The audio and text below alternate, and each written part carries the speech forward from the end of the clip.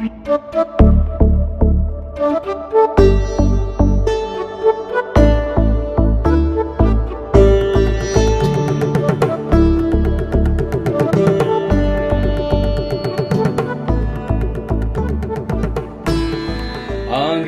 भुवनम्यस्य वाचिकं सर्ववाङ्मयं आहार्यं चंद्रतारादित्वं नमः सात्विकं शिवम। નમસ્કાર, હું હિતેન કુમાર। નક્કી થયા મુજબ આજની સાંજે 6 વાગે આપણે સાથે ચાય પર ગપશપ કરીશું। ઘણા લાંબા સમય પછી મોકો મળ્યો છે રંગભૂમિની વાત કરવા માટે। 1 કલાક પહેલાથી તૈયારી કરી રહ્યો છું અને રંગભૂમિની વાત એટલે વર્ષો પહેલાની વાત। હમણાં તાજેતરમાં એક નાટક કર્યું મેં ગયા વર્ષે, પપ્પા અમારા પ્રાઇમ મિનિસ્ટર, પણ એની પહેલા બહુ લાંબો મોટો ગેપ 20 વર્ષનો થયો હતો, એટલે એ જ બધી જૂની યાદો લઈને બેઠો હતો। એ નાટકોની એડ, મારું સૌથી ફેવરેટ આખેટ, આમાં એ વખતના દરેકે દરેક કટિંગ્સ અને આ બધું લઈને બેઠો હતો ને એમ જ લાગ્યું કે ભૂતકાળમાં એક ફરી પાછા ચક્કર મારી રહ્યા છે। Trambak Joshi, I am proud to be with you in Gujarati movies. નહીં, તમે મારા સિનિયર છો, તમારા બધાને પાસેથી ઘણું બધું શીખ્યો છું। આજે ઘણા બધા અનુભવો આપણે શેર કરીશું, અલગ અલગની વાતો કરીશું। ત્રંબકભાઈ, આઈ હોપ તમે બધા મજામાં હશો।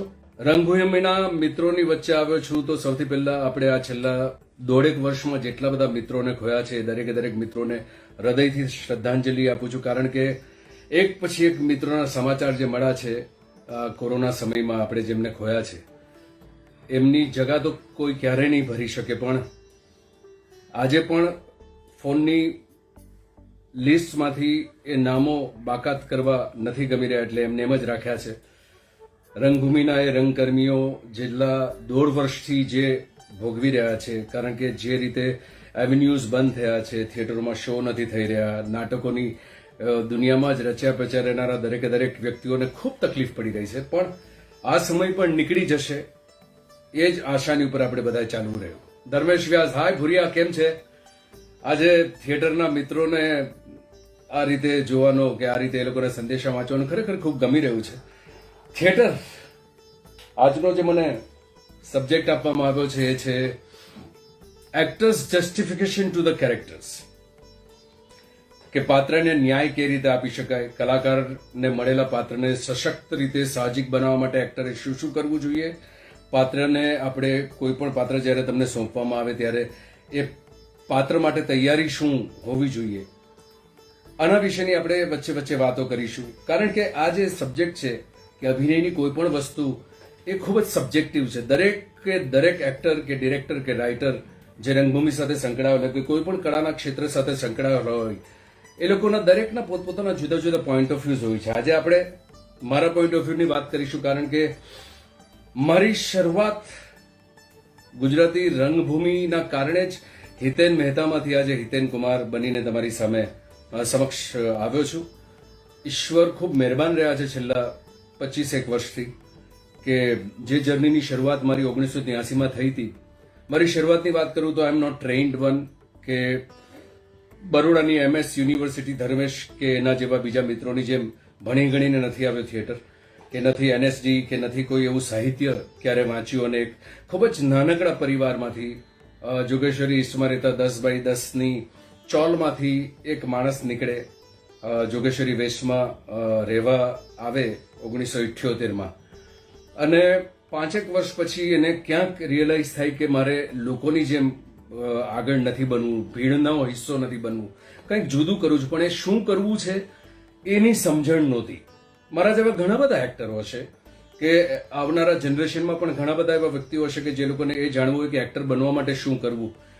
કોઈ ચોક્કસ વ્યાખ્યા જ નથી, કોઈ ચોક્કસ રસ્તો નથી, સિવાય કે તમારી પાસે તમારી જાતને ઓળખવાની એક શક્તિ હોવી જોઈએ, કે તમારામાં કઈ શક્તિ છે જે તમને સુખ આપી શકે છે, અને જે સુખ મેળવવા માટે તમે તમારી લાઈફના દરેકે દરેક જે ગુણ છે, દરેક શક્તિ છે, એને અંતિમ સુધી લઈ જવાની તૈયારી તમે રાખતા હો। મારી વાત કરું તો મારો ઉછેર ખૂબ જ લોઅર મિડલ ક્લાસ કહી શકાય, ખૂબ ગરીબી જોઈ છે, કારમી ગરીબી જોઈ છે મેં। મારા ફાધર ઈશ્વરભાઈ, મારા મધર ઉર્મિલાબેન, મારો મોટો ભાઈ પંકજભાઈ જે આજે UK છે, luckily he is also watching મી, મારી નાની બહેન ભાવના, 5 જણનો પરિવાર નાનકડો, જોગેશ્વરી ઈસ્ટમાં મરાઠીઓની વસ્તીની વચ્ચે ઉછરેલા અને શરૂઆતથી ખૂબ જ શરમાળ, ખૂબ જ ભીરું, ખૂબ જ લઘુતા ગ્રંથિ ધરાવતો એ વ્યક્તિ.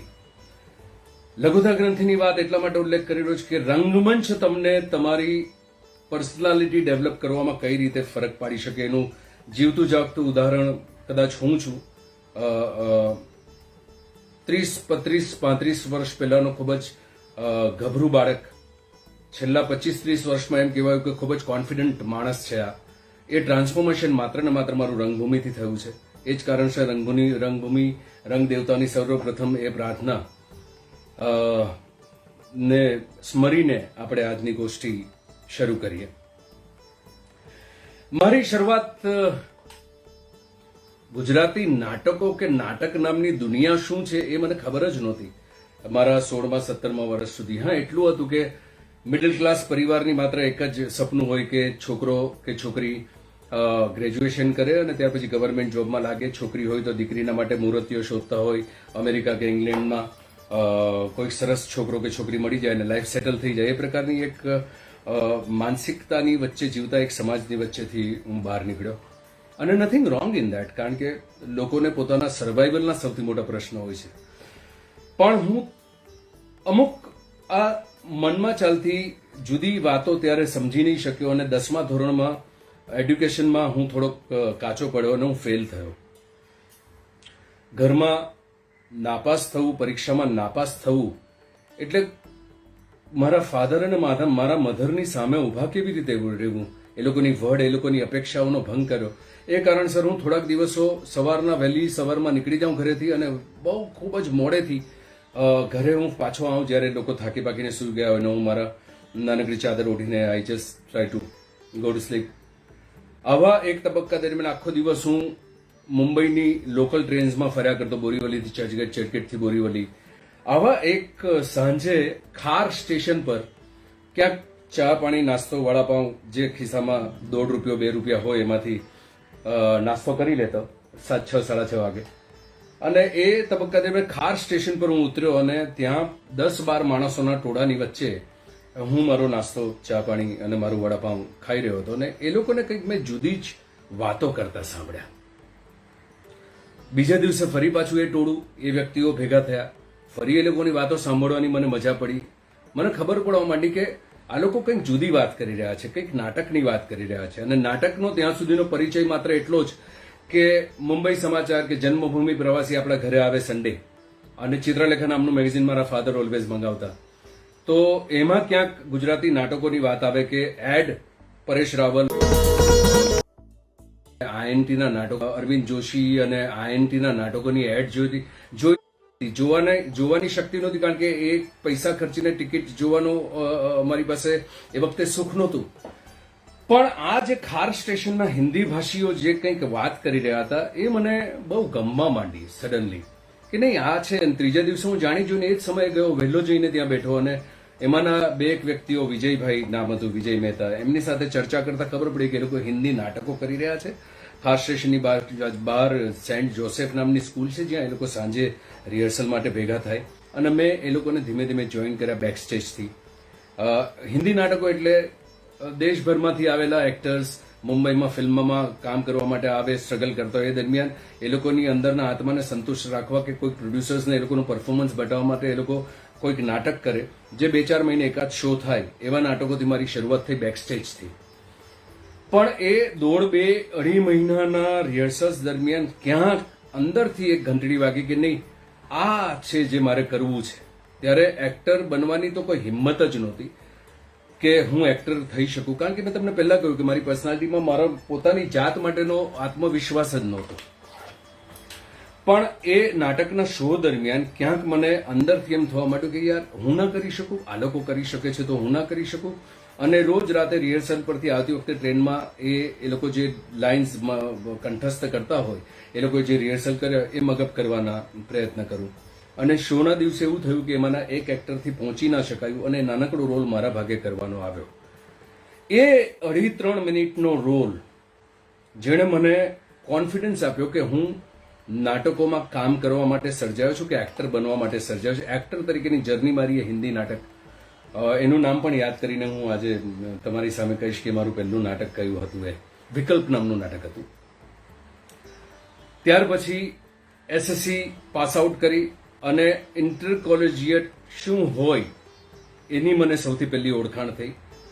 નાટક એક્ઝેક્ટલી ખૂબ નજીક આવ્યો એ પીડી લાયન્સ કોલેજમાં મલાડ વેસ્ટમાં એક કોલેજ છે જ્યાં એસએસસી પછી મેં 11મા ધોરણમાં મેં એડમિશન લીધું અને ત્યાં ગયા પછી મને ખબર પડી કે ઇન્ટર કોલેજિયેટ કોમ્પિટિશન્સ થાય છે. હવે એ વિસ્તાર એવો અમારો પરાનો કે ત્યાં એલાઇટ લોકો નહીં જાય એવી કોલેજ. ત્યાં મલાડ ઈસ્ટના મલાડ વેસ્ટના મારા જેવા જે એસએસસી માં સેકન્ડ પ્રયત્નમાં પાસ થયેલા વ્યક્તિઓ કે મલાડ કાંદીવલીમાં રહેતા પેરેન્ટ્સના બચ્ચાઓ ત્યાં ભણવા આવે, ત્યાં એ પ્રકારની પ્રવૃત્તિઓ બહુ ઓછી થતી. એ કોલેજનું નામ સારી કોલેજોમાં નહોતું લેવાતું, દુર્ભાગ્યે. પણ મને એક પ્લેટફોર્મ મળ્યું અને ધીમે ધીમે ત્યાં જે મેં સર્કલ બનાવવાનું શરૂ કર્યું અને ત્યાં મને લકીલી અંબાલાલ પટેલ નામના પ્રોફેસર મળ્યા, જાગૃતિબેન અને ઘણા બધા એવા પ્રોફેસર મળ્યા કે જે લોકોએ મને થોડો ઘણો સપોર્ટ કર્યો અને ઇન્ટર કોલેજ કોમ્પિટિશનમાં હું મારી શરૂઆત થઈ.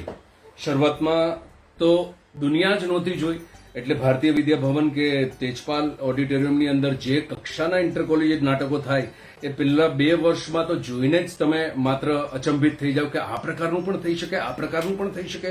તમે જે લોકોને નાટકના સ્ટેજ પર જોયા હોય કે ટેલિવિઝનના પડદા પર જોયા એ બધા લોકોની વચ્ચેની ભીડમાં ઉભા રહેવાનો મોકો મળે અને ત્યાં તમને પરફોર્મ કરવાનો મોકો મળે, એ જ મારા માટે સૌથી વધારે ગ્લેમરવાળી વસ્તુ હતી કે નહીં, આ એક જગા છે જેની અંદર મારે મારી પોતાની જગા બનાવી છે.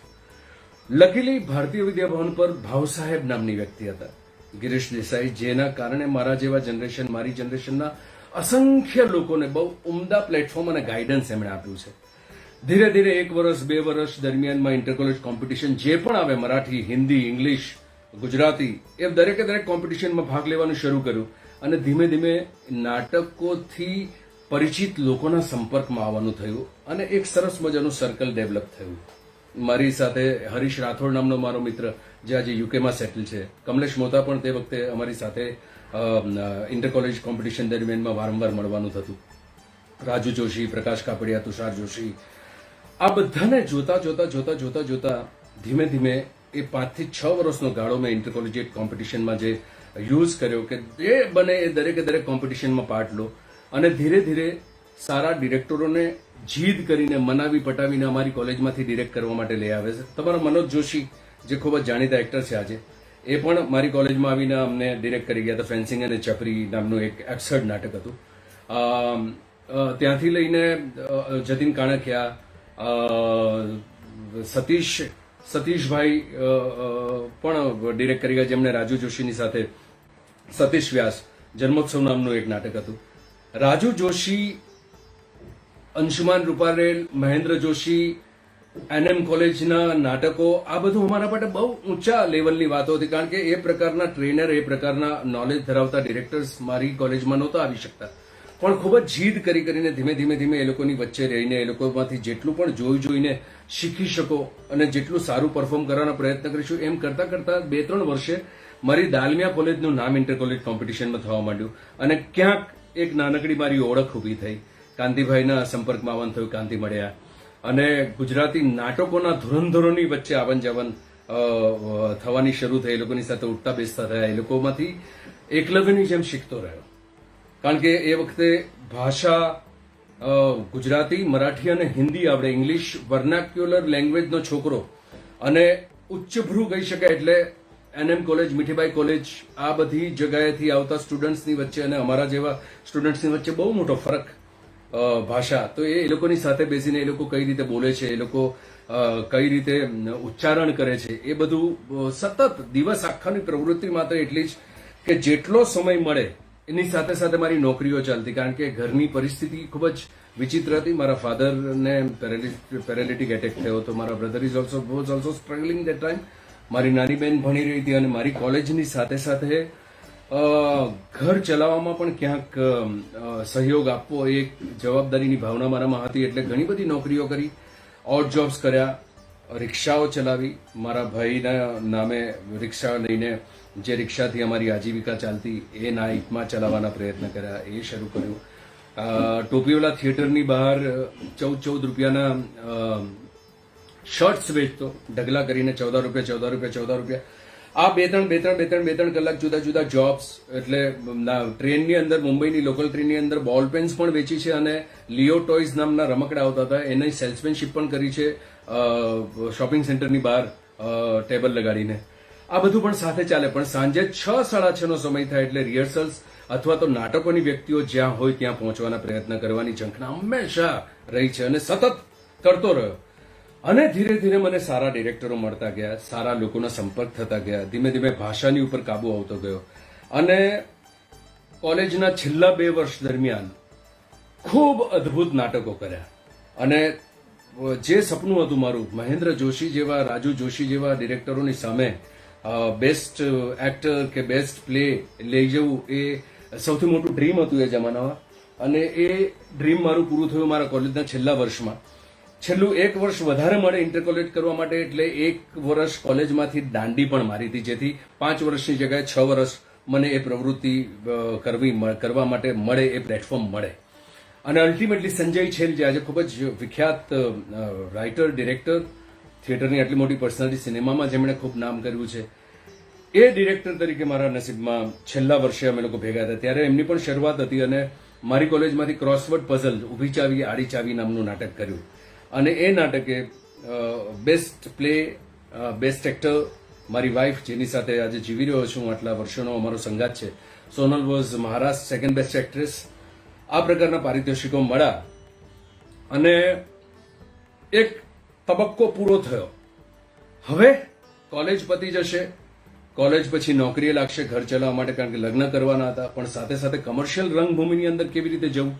આમાંની એક કોમ્પિટિશન દરમિયાન ખૂબ જ જનૂન હોય ઇન્ટરકોલેજ કોમ્પિટિશનમાં કામ કરવું અને ત્યાંથી પોતાની ઓળખ ઊભી કરવી, પોતાનું એક સન્માન પ્રાપ્ત કરવાની એક ખૂબ જ જનૂન હોય ઇન્ટરકોલેજિએટ્સ. આજે તો કદાચ કોમ્પિટિશન્સ બહુ ઓછી થઈ ગઈ છે. એ 20 વર્ષ પહેલાની વાતમાં તમને કહું તો મુંબઈની અંદર આંતર કોલેજ નાટ્ય સ્પર્ધા એ ખૂબ જ અદ્ભુત લેવલ પર થતી હતી. ઇપ્ટા છે, કોપફૂડ છે, ભારતીય વિદ્યાભવન, INTEની કોમ્પિટિશન્સ. અને એમાં ક્યાંક જજમેન્ટમાં મારા નાટકને પારિતોષિક નહોતું મળ્યું અને સરિતાબેન એ નાટકમાં એ કોમ્પિટિશનમાં જજ હતા અને ખૂબ જ ગુસ્સામાં એમની સામે મારું ફ્રસ્ટ્રેશન, મારું ભવન, ભારતીય વિદ્યા ભવનના આંગણામાં નીકળી આવ્યું કે નહીં, અમારી સાથે અન્યાય થયો છે ને આ થયું છે ને, બહુ એલફેલ બોલી ગયો હતો એ દરમિયાન. અને બેને માત્ર મરકાતા તારે શું કરવું છે છોકરા? અને મેં કહ્યું મારે તમારી જેમ કમર્શિયલ રંગભૂમિ કરવી છે. અને એ દરમિયાન એમનું નાટકના રિહર્સલ ચાલી રહ્યા હતા કુમારની અગાશીના. અને એમણે મને તરત બોલ્યા કે આવતીકાલે સાંજે બિરલા ક્રીડા કેન્દ્રમાં તું આવી જજે. અને એ રીતે મારી કમર્શિયલ નાટકોની શરૂઆત થઈ. એની પહેલા એક નાટક ચિત્કાર કર્યું હતું લતેશ શાહનું, સુજાતા મહેતાનું. ચિત્કારની વાત પણ કહીશ કે ક્યાંથી તમારી જર્ની શરૂ થાય અને ક્યાં તમારી જર્નીનો અંત થાય, એ પણ બહુ અદ્ભુત કિસ્સો છે. કુમારની અગાશીમાં મારી જવાનું શરૂઆત થયું રિહર્સલ્સમાં. બકુલ ઠક્કર, સરિતાબેન, ટીકુભાઈ, દીપક ઘીવાલા, સેજલ શાહ, આ બધા એક્ટરની વચ્ચે એક મલાડની કોલેજનો છોકરો, જોગેશ્વરીમાં ઉછરેલો છોકરો, ખૂબ જ કોમ્પ્લેક્સની સાથે એ નાટકની અંદર કામ કરવાનું શરૂ કર્યું. પણ every night I use to fight with my self કે નહીં, મારે કરવું જ છે ને મારી જાતને સારામાં સારી રીતે સાબિત કરવો છે. અને કુમારની અગાશી થયું. મારી સાથે સેજલ હતી અને ચેતન નામનું એક કેરેક્ટર હતું જે મેં પરફોર્મ કર્યું કુમારની અગાશી જ્યારે રિવાઇવ કર્યું ત્યારે. અને that's how I started my journey as an actor. કુમારની અગાશીથી ગુજરાતી રંગભૂમિની ઉપર નાટકમાં કામ કરવા મળે અને એ નાટકમાં કામ કરવા માટેનું કવર મળે, તમને પૈસા મળે, એ સૌથી મોટી આનંદની ઘટના હતી. એની પહેલા જે નાટકમાં મને કવર મળ્યું હતું એ હતું ચિત્કાર. ચિત્કારની પણ બહુ અદ્ભુત વાતો હું તમને કહીશ કે એ કોલેજના છેલ્લા વર્ષો દરમિયાન નાટકની સાથે સંકળાયેલા રહેવું હતું અને સાથે સાથે શીખવું પણ હતું. ક્યાંક મોકો મળી જાય એ કારણસર બેકસ્ટેજ પણ ઘણા બધા નાટકોમાં કર્યું છે. હરીશ રાઠોડ મારો જે મિત્ર હતો એ મ્યુઝિક ઓપરેટ કરતો અને હું બેકસ્ટેજ કરતો અને સાથે સાથે નાના રોલ્સમાં એન્ટ્રી કરતો. અને 15 રૂપિયા, 20 રૂપિયા, 45 રૂપિયા, 75 રૂપિયા આવું કવર. ચિત્કાર નાટકમાં મારું પહેલું કવર હતું 15 રૂપિયા. સંજય ગોરડે આજે ખૂબ જ પ્રતિષ્ઠિત કલાકાર અને નિર્માતા છે. એ પહેલા પ્રોડક્શન ના વ્યક્તિ હતા જેણે મને ચિત્કારમાં કામ કરવાના 15 રૂપિયાનું કવર આપ્યું હતું. એ કવર આજે પણ મારી પાસે છે. એમની સાથે હમણાં છેલ્લે મેં મારું આ છેલ્લું નાટક ગયા વર્ષનું પણ કર્યું, પપ્પા મારા પ્રાઇમ મિનિસ્ટર. બહુ અદ્ભુત જર્ની રહી છે. પણ ચિત્કારનો કિસ્સો બહુ કમાલ છે કે તમે નવા હો, તમે બેકસ્ટેજ સમજવાનો પ્રયત્ન કરતા હો, નાટકનો સૂર સમજવાનો પ્રયત્ન કરતા હો કે નાટકનો પડદો ખુલે, અને પડદો ખુલાયા પછી દરેક શોમાં એક નવું વાતાવરણ બંધાય, એક સમા એ એક્ટર્સ પોતાના પરફોર્મન્સથી બાંધે, અને 1000 વ્યક્તિઓ જે તમને જોવા માટે બેઠા હોય એ લોકોમાં પિન ડ્રોપ સાયલન્સ હોય, એ બધી વસ્તુ સમજવામાં એક નાનકડો રોલ કરતો હતો એમાં ભોપા નામના વોર્ડ બોયનો, અને મુકેશભાઈ એમાં હીરોનો રોલ કરતા હતા સુજાતાબેનની સામે. અને ઘણી વખત એવું થાય, તે વખતે નહોતું સમજાતું એટલે રોષ બહુ જુદો હતો, પણ દરેક શોમાં નાનું મોટું ઇમ્પ્રોવાઇઝેશન થયા કરે એક્ટર પોતાના એ સમા બાંધવા માટે. આજે હું પણ પોતે કરી રહ્યો છું, પણ એ વખતે એ નહોતું સમજાતું, અને મુકેશભાઈએ એ સમા બાંધવામાં ક્યાંક 2-4 શબ્દો આગળ પાછળ ઇમ્પ્રોવાઇઝેશન કર્યા, અને મારી એન્ટ્રીના એ ટાઈમિંગમાં કંઈક ગડબડ થઈ, અને મેં એ ઇમ્પ્રોવાઇઝેશનની સામે મારું એક ઇમ્પ્રોવાઇઝેશન મૂક્યું, જેની અંદર એ સીન જે 30 સેકન્ડનો હોવો જોઈએ એની જગ્યાએ કંઈક 45 સેકન્ડ થયો હશે, અને મને એમ કે તો મેં તો કમાલનો જવાબ આપ્યો છે, ઓડિયન્સે પણ બહુ સરસ રીતે લીધું, અને ભોપા વોર્ડબોય તરીકે મેં ત્યાંથી એક્ઝિટ લીધી, અને જો વિંગમાં જાઉં છું મને એમ કે મને તો શાબાશી મળશે, ત્યાં જ એક જબરજસ્ત મોટો તમાચો મને મળ્યો, અને તારા આંખની અંદર દેખાયા, અને પછી 2 સેકન્ડ પછી જોયું તો એ મારા દિગ્દર્શક હતા લતેશ શાહ. લતેશભાઈની સાથે પણ આ વાત મેં શેર કરી છે, અને હી વોઝ વેરી એંગ્રી, કારણ કે ડિરેક્ટર છે, ડિરેક્ટરે નાટકને જે રીતે કન્સીવ કર્યું છે એની અંદર મારા જેવો નવો કલાકાર ઇમ્પ્રોવાઇઝેશન કરીને કંઈ ગરબડ કરે એનાથી નહીં સહન થયું હશે, ને એમણે એમના મોઢામાંથી કંઈ અપશબ્દ નીકળ્યા, ને એ નાટકના શોના ઇન્ટરવલમાં મને કાઢી નાખવામાં આવ્યો. I was thrown out. એ નાટકના શોમાં મને યાદ છે હિન્દુજાનો શો હતો, હિન્દુજા ઓડિટોરિયમનો. કટ ટુ, જુઓ તમારામાં જનૂન હોય, તમારામાં જીદ હોય પોતાની જાતને પ્રૂવ કરવા માટેની, તો એ ઘટનાના વર્ષો પછી એ જ ચિત્કાર નાટક જેની ફિલ્મ બની, અને મેં 3 વર્ષ પહેલા ફિલ્મ એ જ ટીમ સાથે કરી, દિગ્દર્શક લતેશ શાહ, નાયિકા સુજાતા મહેતા, ખૂબ જ મોટા એક્ટ્રેસ જેમણે અદ્ભુતમાં અદ્ભુત પરફોર્મન્સ રત્નાના રોલમાં કર્યું છે, અને મારા ભાગ્યમાં એ નાટક જ્યાંથી મને કાઢી નાખવામાં આવ્યો હતો, એ નાટક મને ફિલ્મ સ્વરૂપે ઈશ્વરે ગિફ્ટ આપી, અને અમે લોકો બહુ સુંદર રીતે ફિલ્મ કરી. 45 થી 50 દિવસ અમે લોકો સાથે શૂટ કર્યું, ત્યારે ઘણી બધી આ મેમરીઝ અમે લોકોએ શેર કરી. પણ કહેવાનો ભાવાર્થ એ છે કે કોઈ પણ શરૂઆત પહેલા રિજેક્શનથી જિંદગીમાં ક્યારે નાસીપાસ ના થશો. જેટલા રિજેક્શન થશે, અને મારા જેવા વ્યક્તિઓ, આપણે એટલા નસીબદાર નથી હોતા મારા જેવા વ્યક્તિઓ કે જેની પાસે એ એડ્યુકેશન હોય કે MS ની અંદર ભણવાની આપણને એ મોકો મળ્યો, એવી વસ્તુ નહોતી. આવી રીતે લોકોની પાસેથી શીખતા એક જીદ અને જનૂન પરથી પોતાની જાતને ઓળખવાની એ જર્ની હતી, અને એ જર્નીમાં એ ચિત્કાર નાટક જે મારી શરૂઆતનું કમર્શિયલ રંગભૂમિનું પહેલું પગલું, ત્યાંથી લઈને ગુજરાતી સિનેમાની અંદર હિતેન કુમાર બની ગયા પછી એ જ સબ્જેક્ટ એ જ ટીમની સાથે કરવાની એક વસ્તુ ચમત્કારથી વધારે નથી. મારા હિસાબે તો જીદ, જનૂન અને તમારી અંદરનો કોન્શિયસ એટલો જીવતો હોય તો ડેફિનેટલી તમારા દરેકે સપનાઓ પૂરા થઈ જ શકે. That's how I started. કુમારની અગાશી થઈ, ચિત્કાર થયું, ત્યાર પછી કુમારની અગાશી થઈ, અને એક દિવસ મારો હાથ પકડવામાં આવ્યો. તે દરમિયાન મેં ભાલચંદ્ર જાની નામના ડિરેક્ટર હતા, દુર્ભાગ્ય આપણી વચ્ચે નથી, એમની સાથે ઘણા બધા નાટકોના રિહર્સલ્સ કર્યા. 1-2 શો થાય, બંધ થઈ જાય. સુરેન્દ્ર જોશી નામના ડિરેક્ટર હતા, જેમને હંમેશા યાદ કરું છું. મેઘના રોય, જે આપણા ખૂબ જ જાણીતા એક્ટ્રેસ, જેમણે મારી સાથે સરસ મજાનું નાટક કર્યું હતું, લીડ રોલ જ્યારે શરૂ થયા મને મળવાના. સુરેન્દ્રભાઈને સૌથી પહેલા મને લીડ રોલ આપ્યો તો હીરો તરીકેનું. એ નાટકનું નામ પણ હું યાદ કરીને તમને કહીશ. મેઘનાબેન હતા મારી સાથે એમાં.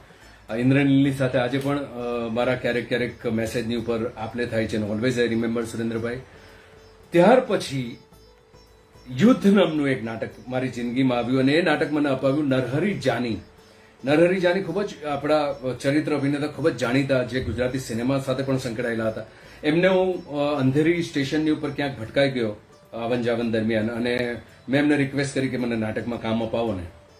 બેકસ્ટેજ કર્યું છે, ઇન્ટરકોલેટ કર્યું છે, બેસ્ટ એક્ટર લઈ લીધું છે, અને નરહરીભાઈ મને લઈ ગયા કૌસ્તુભ ત્રિવેદીની પાસે.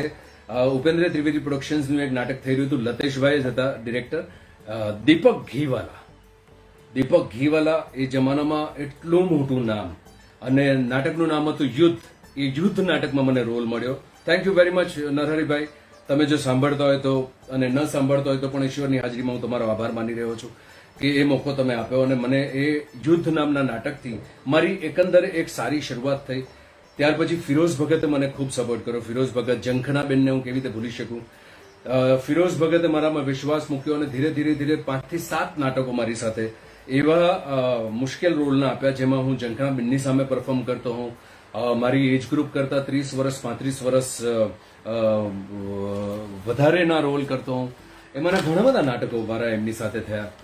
ખૂબ ખૂબ આભાર મારો ફિરોઝભાઈ માટે અને ઝંખનાબેન માટે, જે રીતે એ 3 થી 3.5 વર્ષ એમણે જે રીતે મને સાચવ્યો છે. કાંતિ મળ્યાએ મને ત્રિશંકુ નાટકમાં રોલ આપ્યો, અને શકમન સુરેશ રાજેડા સાથે, તકદીરનો તકાજો અમિતભાઈની સાથે, રસિકભાઈ અને રસિક દવે અને કિતકી દવેની સાથે અદભુત નાટક. એ જો કે એ નાટક મારે 50-55 શો પછી છોડવું પડ્યું હતું, કે ત્યાં સુધીમાં મારી ફિલ્મની જર્ની શરૂ થઈ ગઈ હતી. દેશરે જોયા પછીનો તબક્કો, આઈ થિંક દેશરે દરમિયાન જ કે દેશરે રિલીઝ થઈ ગઈ હતી, મારે સેકન્ડ શિડ્યુલ બીજી ફિલ્મનું મારે એટેન્ડ કરવાનું હતું. તકદીરનો તકાજો પણ બહુ મજાનો પ્લે રહ્યો મારો. એ વખતનો મારો લગભગ એ છેલ્લો પ્લે હતો. આખેટ શફીભાઈ જેવા મને માણસો મળ્યા કે જેણે મને ખૂબ ટ્રેન કર્યો. ખૂબ જ દેશી છોકરો, રો એનર્જી સાથેનો છોકરો, અને શફીભાઈએ મને એ 3 થી 4 મહિનાના પ્રોસેસ દરમિયાન જે મને શીખવ્યું છે. શફીભાઈની આદત હતી રિહર્સલ પછી રાતના 2 વાગ્યા સુધી એમની ગાડીમાં એમની સાથે ફરવું પડે, અને એ દરમિયાન એમણે મને એ પ્રેમથી મને येल्डू कहता, અને मैं तुम पे इतना ज्यादा मैं रिस्क ले रहा हूँ, और आखिर में लोग मुझे मना कर रहे हैं कि नहीं ये लड़का नहीं कर पाएगा, लेकिन फिरोज भगत को भी मैंने कहा है कि let us see how he performs because I have given him मिट. આ એના શબ્દો હતા. અને શફીભાઈ મને ઘણું બધું શીખ્યું છે કે એક એક્ટર સ્ટેજની ઉપર માત્ર સંવાદો કે માત્ર તમારા જેસ્ચર પોસ્ચર સિવાય એક જ સમયે કેટલું કામ કરી શકે. 4 થી 5 જુદા જુદા કાર્યોની સાથે તમે તમારું એ પરફોર્મન્સ કન્ટિન્યુ કરી શકો. એ ટ્રેનિંગ મને આખેટ દરમિયાન શફીભાઈ આપી. થેન્ક યુ સો મચ શફીભાઈ. Imtiaz Patel, I am missing you, કારણ કે તારું અને મારું બંનેનું પ્રતિષ્ઠિત પહેલું નાટક જે કહી શકાય એ Aakhet. Thank you very much Imtiaz Patel કે તું નિમિત્ત બન્યો આખેટ, અને ત્યાર પછી ટેલિવિઝન તરફ મને લઈ જવા માટે પણ તું નિમિત્ત બન્યો હતો. મારી પ્રથમ ફ્લાઇટ ની જર્ની પણ તે કરાવી હતી. એક ફિલ્મના માટે મને તે મદ્રાસ મોકલ્યો હતો. Thank you so much Imtiaz. જ્યાં પણ હોય ત્યાં મારા હૃદયની આ સંવેદના તારા સુધી પહોંચે, ઈશ્વરને જ પ્રાર્થના. નોંધપોથી અદભુત અનુભવ મારો રહ્યો શૈલેષ દવેની સાથે. શૈલેષભાઈની ઘટના એટલી બધી કમાલની છે કે ઇન્ટર કોલેજના જમાનાથી શૈલેષ દવે સાથે કામ કરવા માટે ઝંખતો માણસ કોઈ કે ગેરસમજણને કારણે વર્ષો સુધી સાથે કામ ના કરી શક્યા. પણ જ્યારે ગેરસમજણ દૂર થઈ, એ પણ બહુ કમાલની વાત છે કે એક્ટરની જર્ની દરમિયાન ધીરે ધીરે હું ફિરોઝભાઈના નાટકો કરતા એક પોતાનું નાનકડું સ્થાન બનાવ્યું. અને એક દિવસ ભાઈદાસના આંગણે મને સિદ્ધાર્થ રાંદેરિયા મળે છે ને કે હિતેન તું શું કરે છે હમણાં? હમણાં કંઈ નથી, બસ એક રિહર્સલ તૈયાર શરૂ થવાની રાહ જોઈ રહ્યો છું, અઠવાડિયા પછી રિહર્સલ શરૂ થશે. અને એણે કહ્યું કે દોસ્ત એક કામ કરને, તું શૈલેષભાઈને ઉપર જઈને મળ, મેં તારું નામ આપ્યું છે રમતશુન ચોકડી નામનું એક નાટક છે જે રિવાઇવ કર્યું હતું એ લોકોએ ફરી પાછું. બહુ જ પ્રતિષ્ઠિત, બહુ ખૂબ જ ઉમદા નાટક. અને એ નાટકમાં હું જઈ શકું એમ નથી એ ટૂરની ઉપર. મેં તારું નામ આપ્યું છે, તું સારું છે, લકી છે, તું મને અહીંયા મળી ગયો, તું શૈલેષભાઈને મળ, અને પરમ દિવસે નીકળવાનું છે કે બીજે દિવસે નીકળવાનું તો અમદાવાદ જવા માટે, અને તારે એ રોલ કરવાનો છે. અને મારા માટે તો એ સૌથી મોટી ગિફ્ટ હતી, લોટરી હતી. હું ગયો શૈલેષભાઈની પાસે, અને એ એક દિવસનો સમય મને ત્યાં મળ્યો ભાઈદાસમાં, એમની ઓફિસમાં જ્યાં લખવા બેસતા ત્યાં, અને નીચે રિહર્સલ્સના રૂમમાં એમણે એક દિવસ મને રિહર્સલ આપ્યું. અને મને ઓડિયો કેસેટ એ દરમિયાનમાં જ્યારે અમે લોકો સ્ટ્રગલ કરતા, બેકસ્ટેજ કરતા, ત્યારે હરેશ રાઠોડ પાસે, મારો જે મિત્ર, એની પાસે રમતશુન ચોકડીની એક સ્પૂલ હતી જે સ્પૂન મેં સાચવી રાખી હતી એને ઓડિયો બનાવીને ઓલવેઝ હું સાંભળતો જ્યારે પણ મારે આંખોમાં સપના હોય કે યાર મારે નાટકોમાં આ પ્રકારના રોલ કરવા છે તો એ કેસેટ ઓલવેઝ જ્યારે સમય મળે ત્યારે હું એ ટેપ રેકોર્ડ પર સાંભળ્યા કરતો અને એ રીતે મને એ કંઠસ્થ હતો રોલ સિદ્ધાર્થભાઈ વાળો. અને મેં એક જ દિવસે રિહર્સલ કર્યા અને બીજે દિવસે તો અમારે ટ્રેન પકડીને અમદાવાદ જવાનું હતું ને અમદાવાદ ટ્રેન જર્ની દરમિયાન સરિતાબેનની સાથે લાઇન્સ કરતા અમે લોકોએ એ રાતે શો કર્યો અમદાવાદના ઠાકોરભાઈ હોલમાં અને ધેટ્સ હાઉ એ રોલ એટલો સરસ રીતે પરફોર્મ થયો ઈશ્વરની મહેરબાનીથી કે એક ફોકસના કારણે. અને એ શો પછી સરિતાબેને સૌથી વધારે મને ગિફ્ટ મોટામાં મોટી આપી. એણે શૈલેષભાઈને કહ્યું કે આ છોકરા માટે તારે નાટક કરવું જોઈએ. અને એ 5 થી 7 શોનું એ ટૂર હતી. એટલે એ ટૂરમાંથી જ્યારે રિટર્ન થયું ત્યારે શૈલેષભાઈ મને પ્રોમિસ કર્યું હતું કે હિતેન હું તારા માટે એક નાટક લખીશ. અને એમણે થોડાક મહિના પછી મને બોલાવ્યો અને that's how I got my નોંધપોથી શૈલેષભાઈનું અંતિમ નાટક. બહુ મજાનો અદભુત અનુભવ રહ્યો મારો એમની સાથે કામ કરવાનો. મારી સાથે સનતભાઈ હતા, પ્રતાપ સચદેવ હતા, ખૂબ એક્સપિરિયન્સ ટીમ અને શૈલેષ દવે જેવા લેખક દિગ્દર્શક, જી અબ્બાસ નિર્માતા હતા એમના. આ રીતે મને એક સરસ એક પછી એક મોકા મળતા ગયા. પણ એ 10 થી 12 વર્ષ જે સતત મારી જર્ની રહી, શકમંદ કર્યું, તકદીરનો તકાજો, આખેટ, નોંધપોથી, કુમારની અગાશી, જનૂન ફિરોઝભાઈની સાથે, ઝંઝાવાત લક્ષ્મીકાંત કરપેની સાથે, સાત સંગાત વિપુલ મહેતા જેની સાથે મારું હમણાં છેલ્લું પ્લે થયું. 186 શો અમે લોકો કર્યા 8 મહિનામાં. પપ્પા મારા પ્રાઇમ મિનિસ્ટર, બહુ મોટું નામ છે આજે ટેલિવિઝન અને સિનેમાની દુનિયામાં.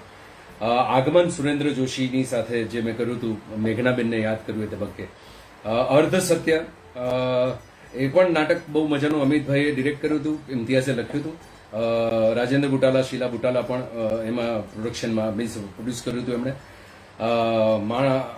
સકપણે કુખાણું, કા પુરુષ મહાપુરુષ, મને હીરો તરીકે ફિરોઝભાઈ ખૂબ જ શ્રદ્ધાની સાથે મને કૃતિકા દેસાઈની સામે લોન્ચ કર્યો હતો.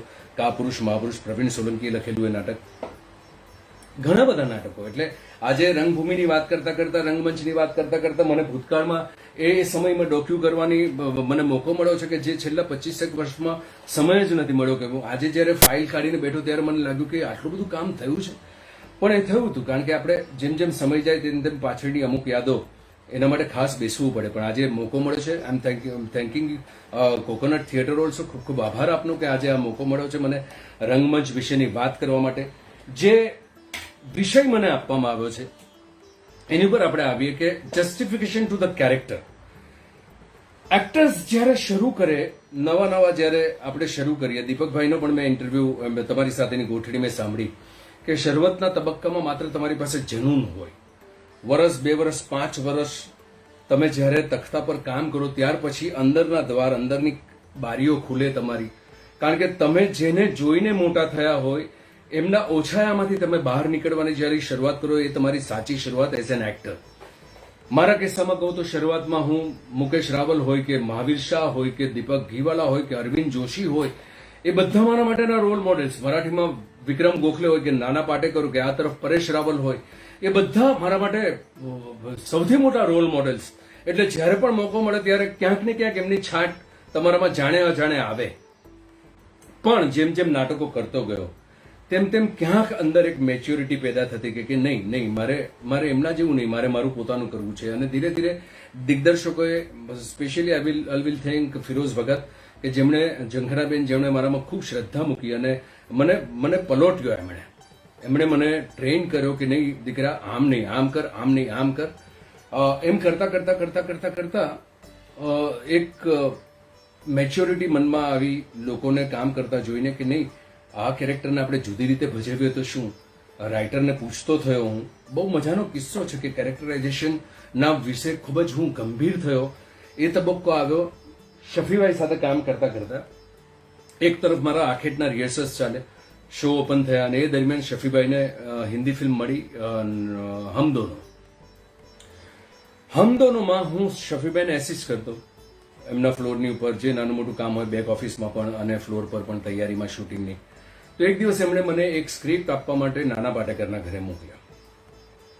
બીજે દિવસે સહારા સ્ટુડિયોમાં એમનું શૂટિંગ થવાનું હતું અને એ ફિલ્મની અંદર ઋષિ કપૂર અને નાના પાટેકર બંને કામ કરવાના હતા અને એમાં મલ્ટી મિલિયનનો રોલ નાના પાટેકર પરફોર્મ કરવાના હતા, જે એમની પ્રકૃતિથી સાવ વિરુદ્ધ અને ઋષિ કપૂર જેવો હેન્ડસમ અને ચોકલેટ ખૂબ જ રોમેન્ટિક હીરો એક મેકેનિકનો રોલ કરવાના હતા.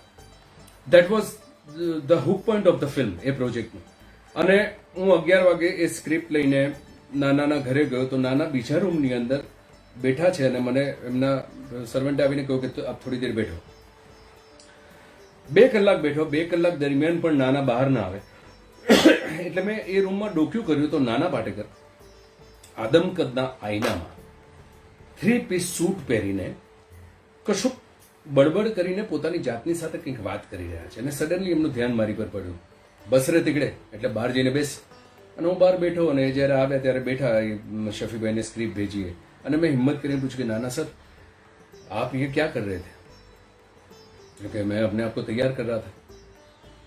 मैं पूछूं એટલે તો કે એ જિંદગીની અંદર મેં કોઈ દિવસ 3-piece સૂટ નથી પહેર્યો અને આવતીકાલે મારે જે શૂટ કરવાનું છે એ મલ્ટી મિલિયનર આટલી મોટી ઓફિસનો માલિક તરીકે મારે જવાનું છે તો એની તૈયારી કરી રહ્યો હતો. મારા વસ્ત્રોની સાથે કે મારા દેખાવની સાથે હું મારી જાતને પરિચિત કરાવી રહ્યો હતો કે I have to be this.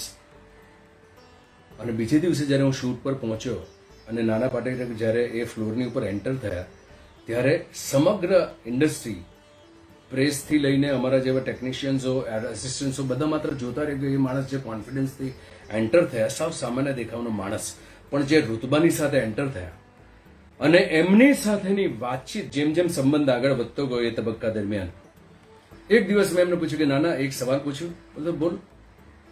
મેં પૂછ્યું કે તમે ઓલવેઝ આ નેગેટિવ પરિંદા અને આ બધી ફિલ્મો આવી ગઈ હતી કે તમે આટલું બધું નેગેટિવ રોલ્સ કરો છો છતાં પણ લોકો તમને આટલો બધો પ્રેમ કરે છે, તમે આ વિલનના રોલ આવી રીતે કેવી રીતે ભજવો છો? અને એ દિવસે એમણે એક અદ્ભુતમાં અદ્ભુત વાક્ય મને કહ્યું હતું કે કોણે કહ્યું કે હું વિલનના રોલ કરી રહ્યો છું?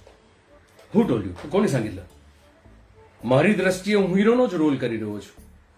અને જે તમારી વચ્ચે જે તમારી વાર્તાની અંદર તમારી એ સિચ્યુએશનની દરમિયાન હીરો જે આવી રહ્યો છે એ હીરો મારા નજરે વિલન છે, મારા પોતાના મિશન મારા રસ્તાની વચ્ચે આવનારો વિલન છે.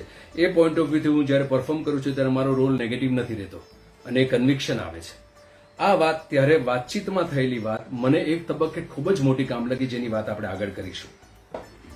શફીભાઈની સાથેની વાત હોય કે પ્રવીણ સોલંકીની સાથે ઘણી બધી ચર્ચાઓ થઈ. મારા જૂના દીપક દવે મારો મિત્ર જેને આજે આપણે ગુમાવી ચૂક્યા છે, ગયા વર્ષે જે ખૂબ જ દુઃખદ સમાચાર મળ્યા, એ બધા મારા સિનિયર પણ ખૂબ જ ફ્રેન્ડલી અમારા જેવા જનરેશનને ખૂબ જ દોસ્તીની સાથે ગાઈડ કરતા અને એ લોકોની પાસેથી ધીમે ધીમે ધીમે ધીમે ધીમે અમે લોકો શીખતા ગયા કે રોલ શું હોય, શું ન કરવું જોઈએ. સૌથી પહેલા તો તમે પરફોર્મ કરતી વખતે તમે એ હિતેન નથી, એ જમાનામાં હું હિતેન મહેતા હતો, હિતેન કુમાર આજે છું.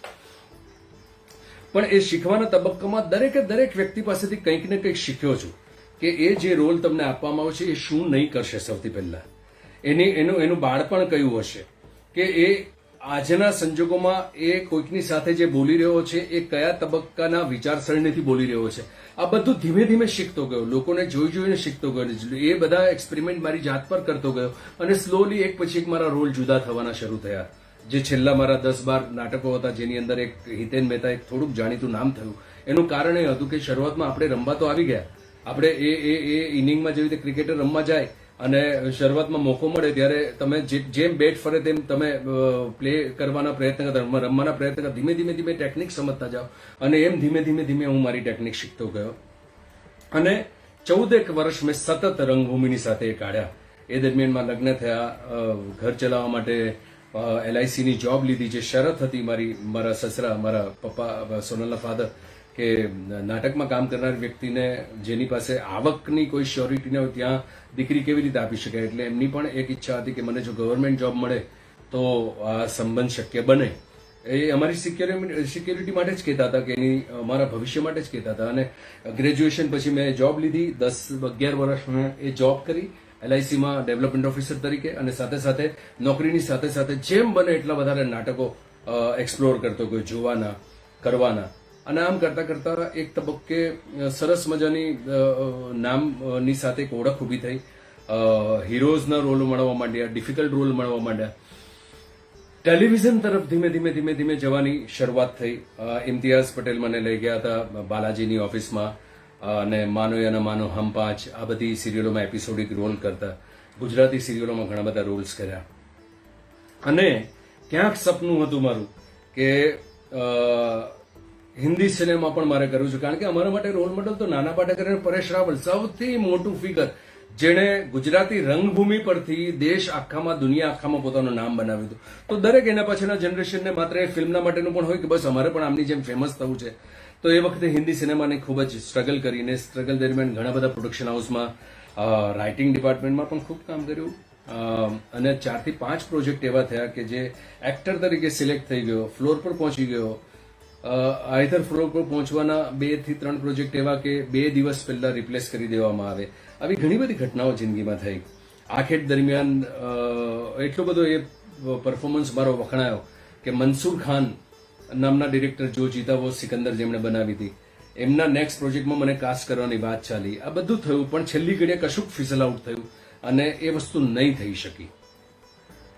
જર્નીની વાત કરું છું કે રંગમંચથી શીખ્યો પોતાની જાત માટેનો વિશ્વાસ અને એક્ટર માટે કેળવણી મેળવી મેં, પણ સિનેમાના તબક્કે કશું જ એવું થતું નહોતું. છેલ્લી ઘડીએ કંઈક ને કંઈક ફિઝલ આઉટ થતું હતું અને લાઈફમાં એક કડવાશ આવે કે નહીં, આ મોકો આપણને નહીં મળી શકે, એક ફ્રસ્ટ્રેશન આવે.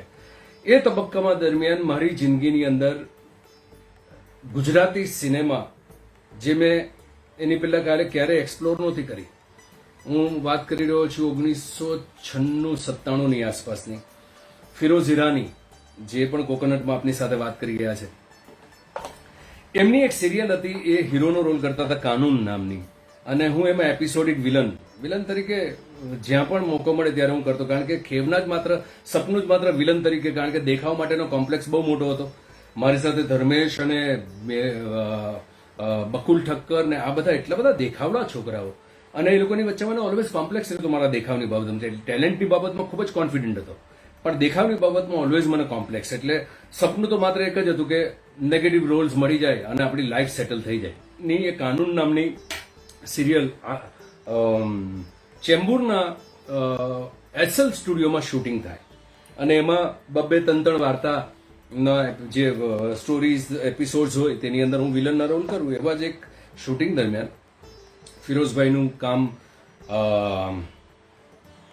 લંચ પછી હતું ને સવારની પોરમાં આપણે વહેલા જઈને આપણે આપણું કામ પતાવી દીધું હતું. ત્યાર પછી સાંજે જ્યારે પેકઅપ થઈ ત્યારે કોઈકની ગાડીમાં લિફ્ટ લઈને, કારણ કે એસએલથી અંધેરી સુધી આવું જોગેશ્વરી રહેતા માણસને એ એટલું કવર મળતું ને, 250 રૂપિયાનો ચેક મળે, એટલે કોઈને કોઈની લિફ્ટ આપણે એક્સપેક્ટ કરી અને એ સાથી કલાકાર કે ટેકનિશિયનની લિફ્ટ મેળવીને આપણે અંધેરી સુધી મફતમાં પહોંચી જવાય.